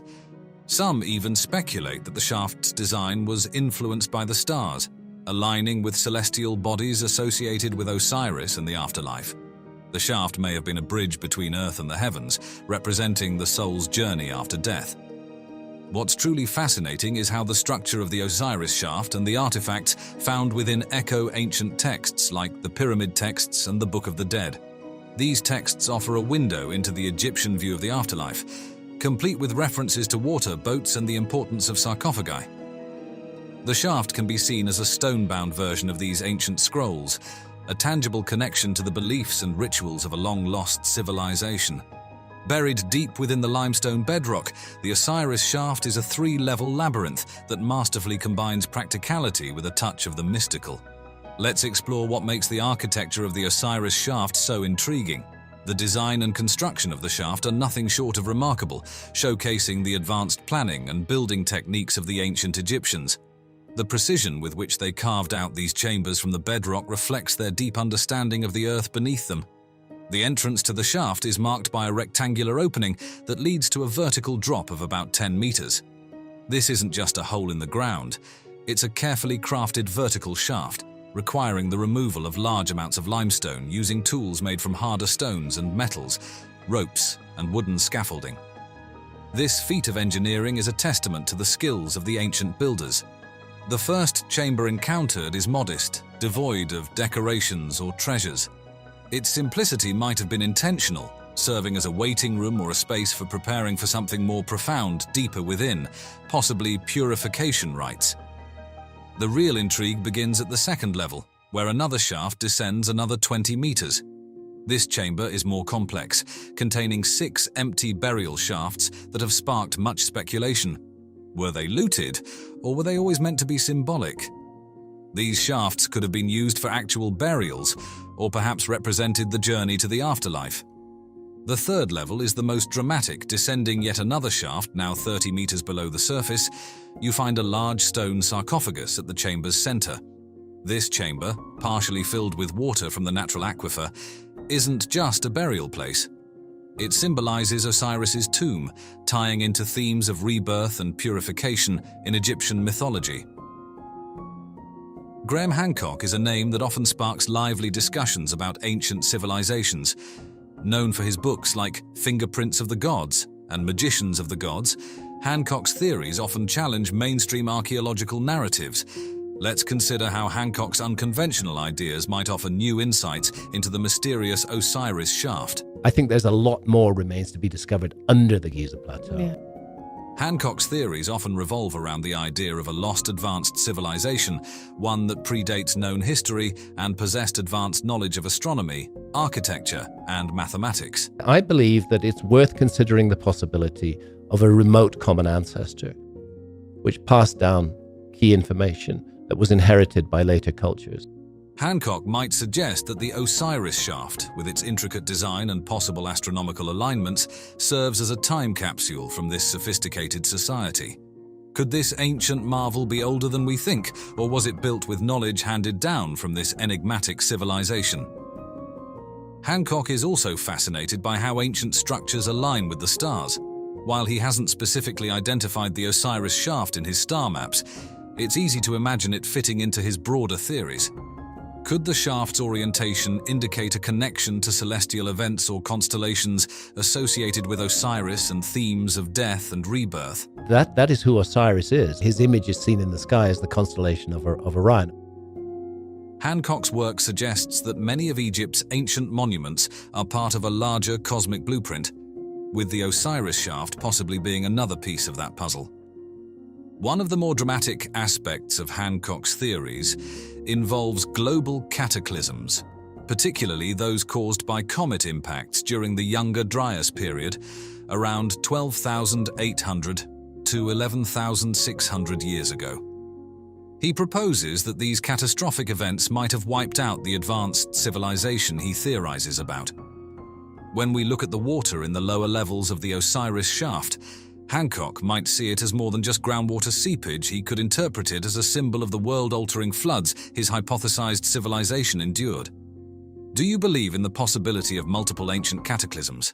But he found evidence of deliberate burial in a very complicated, difficult cave system, which you can hardly access. The archaeological establishment descended on him like a ton of bricks and tried to find all kinds of reasons why it couldn't possibly be. Did you know about the mysterious Osiris shaft hidden away on the Giza plateau? This intriguing archaeological site, tucked away from the more famous Great Pyramids and the Sphinx, has a story that's slowly been coming to light over the years. While the big monuments grabbed all the early attention, the Osiris shaft waited quietly for its turn in the spotlight. Would it be fair to say that there's an element of a rediscovery of a lost technology from the past? I think it would be fair to say that, yes. It wasn't just another hole in the ground. This shaft held secrets of ancient Egyptian civilization and their religious practices that were only beginning to be uncovered. It's fascinating to think that this place was just sitting there, known since the late 19th century but not getting much love from explorers. They were all dazzled by the pyramids and Sphinx. I don't know how they did it. All I know is they did it. I don't think anybody knows how they did it, how they lifted those stones, how they brought them up to that level. I think we're looking, again, at a lost technology. But as it turns out, the Osiris shaft had its own tale to tell, one that required a bit of patience to fully appreciate. Enter the 1990s and things started to change. That's when Zahi Hawass, a name many of you might recognize, took the reins and decided it was time to give the Osiris shaft the attention it deserved. Under his guidance, a thorough exploration began, peeling back the layers of its complex architecture. What they found was a marvel, a glimpse into the depth of Egyptian religious thought and engineering prowess. But getting to the heart of the Osiris shaft wasn't a walk in the park. The team faced the massive challenge of pumping out water that had filled its lower levels, especially the third level that was partially underwater. But what happened a few years ago, that the water began to rise in front of the Sphinx temple outside. Then I was really afraid that this water can damage the Sphinx. Imagine the effort it took to bring in modern pumping equipment and clear out all that water just to access the deepest secrets of the shaft. Its 3 levels diving deep into the earth turned out to be a fascinating puzzle of architecture, burial customs, and hidden treasures. The first thing that caught their eyes was the shaft's design itself. It's a marvel of ancient engineering, with each level serving its own mysterious purpose. Down at the very bottom, a large stone sarcophagus sits in a chamber that's partly underwater, painting a vivid picture of the ancient Egyptian underworld right there beneath our feet. It's as if they built their own version of the afterlife hidden deep in the Giza plateau. But then there's the second level with its 6 empty burial shafts. Imagine the archaeologists' surprise finding them all vacant. It sparked so many questions. Were they plundered, or were they never meant to hold anything in the first place? This level offers a glimpse into the burial practices and rituals of the time, even if it leaves us guessing about some of the details. Despite the lack of inscriptions, a kind of ancient billboard that could have told us exactly who made this and when, the bits and pieces found throughout the shaft speak volumes. Pottery shards, fragments of stone vessels, and other small artifacts serve as breadcrumbs leading us back in time, suggesting that the Osiris shaft might hail from the New Kingdom period. It's like detective work, where every clue helps build a case for when this incredible structure came into being.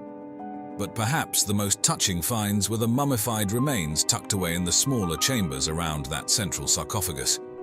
It's one thing to study the grand monuments and temples, but it's another to come face to face with the people themselves.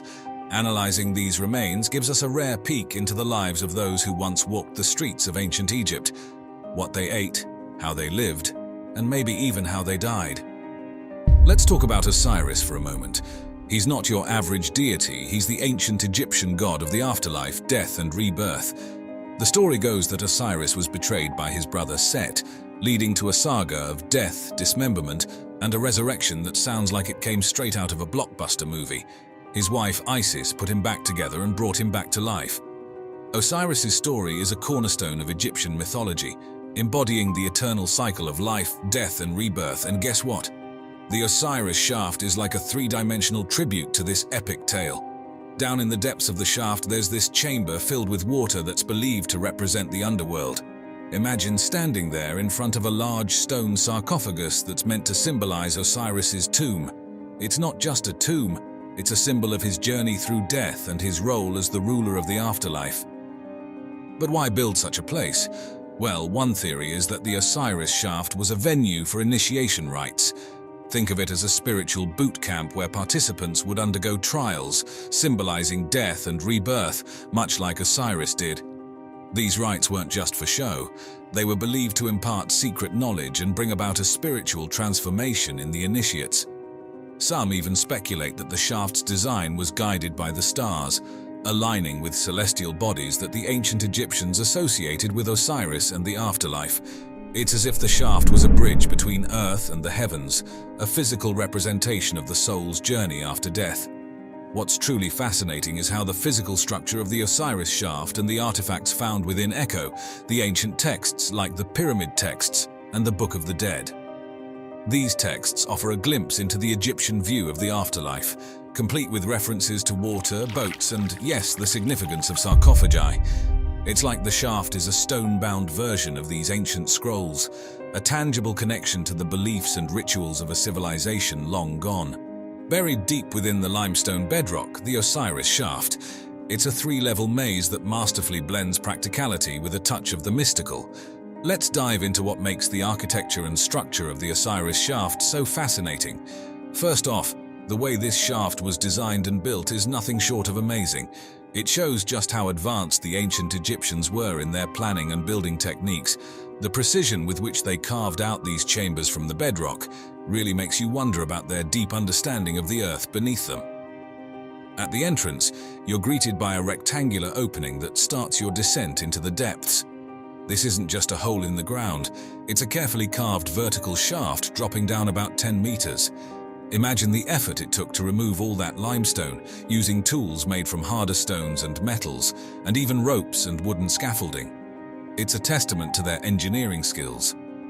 The first chamber you hit is pretty modest. No flashy decorations or treasures, but its simplicity might have been the point. It's like a waiting room or a space for getting ready for something more profound down below, maybe even for some kind of purification rites. But the real intrigue starts when you go deeper to the second level. Here, there's another shaft leading down another 20 meters, and this chamber is a bit more complex. These shafts could have been meant for actual burials, or perhaps as a representation of the journey to the afterlife. The third level is where things get even more dramatic. You go down another shaft, and this time you're 30 meters below the surface. Here lies a large stone sarcophagus, right in the center of the chamber. This isn't just a burial place, it's a symbolic representation of Osiris's tomb. The fact that this chamber is partially filled with water from the natural aquifer adds to the mystique, tying it to themes of rebirth and purification in Egyptian mythology. Graham Hancock is a name that often sparks lively discussions whenever ancient civilizations are mentioned.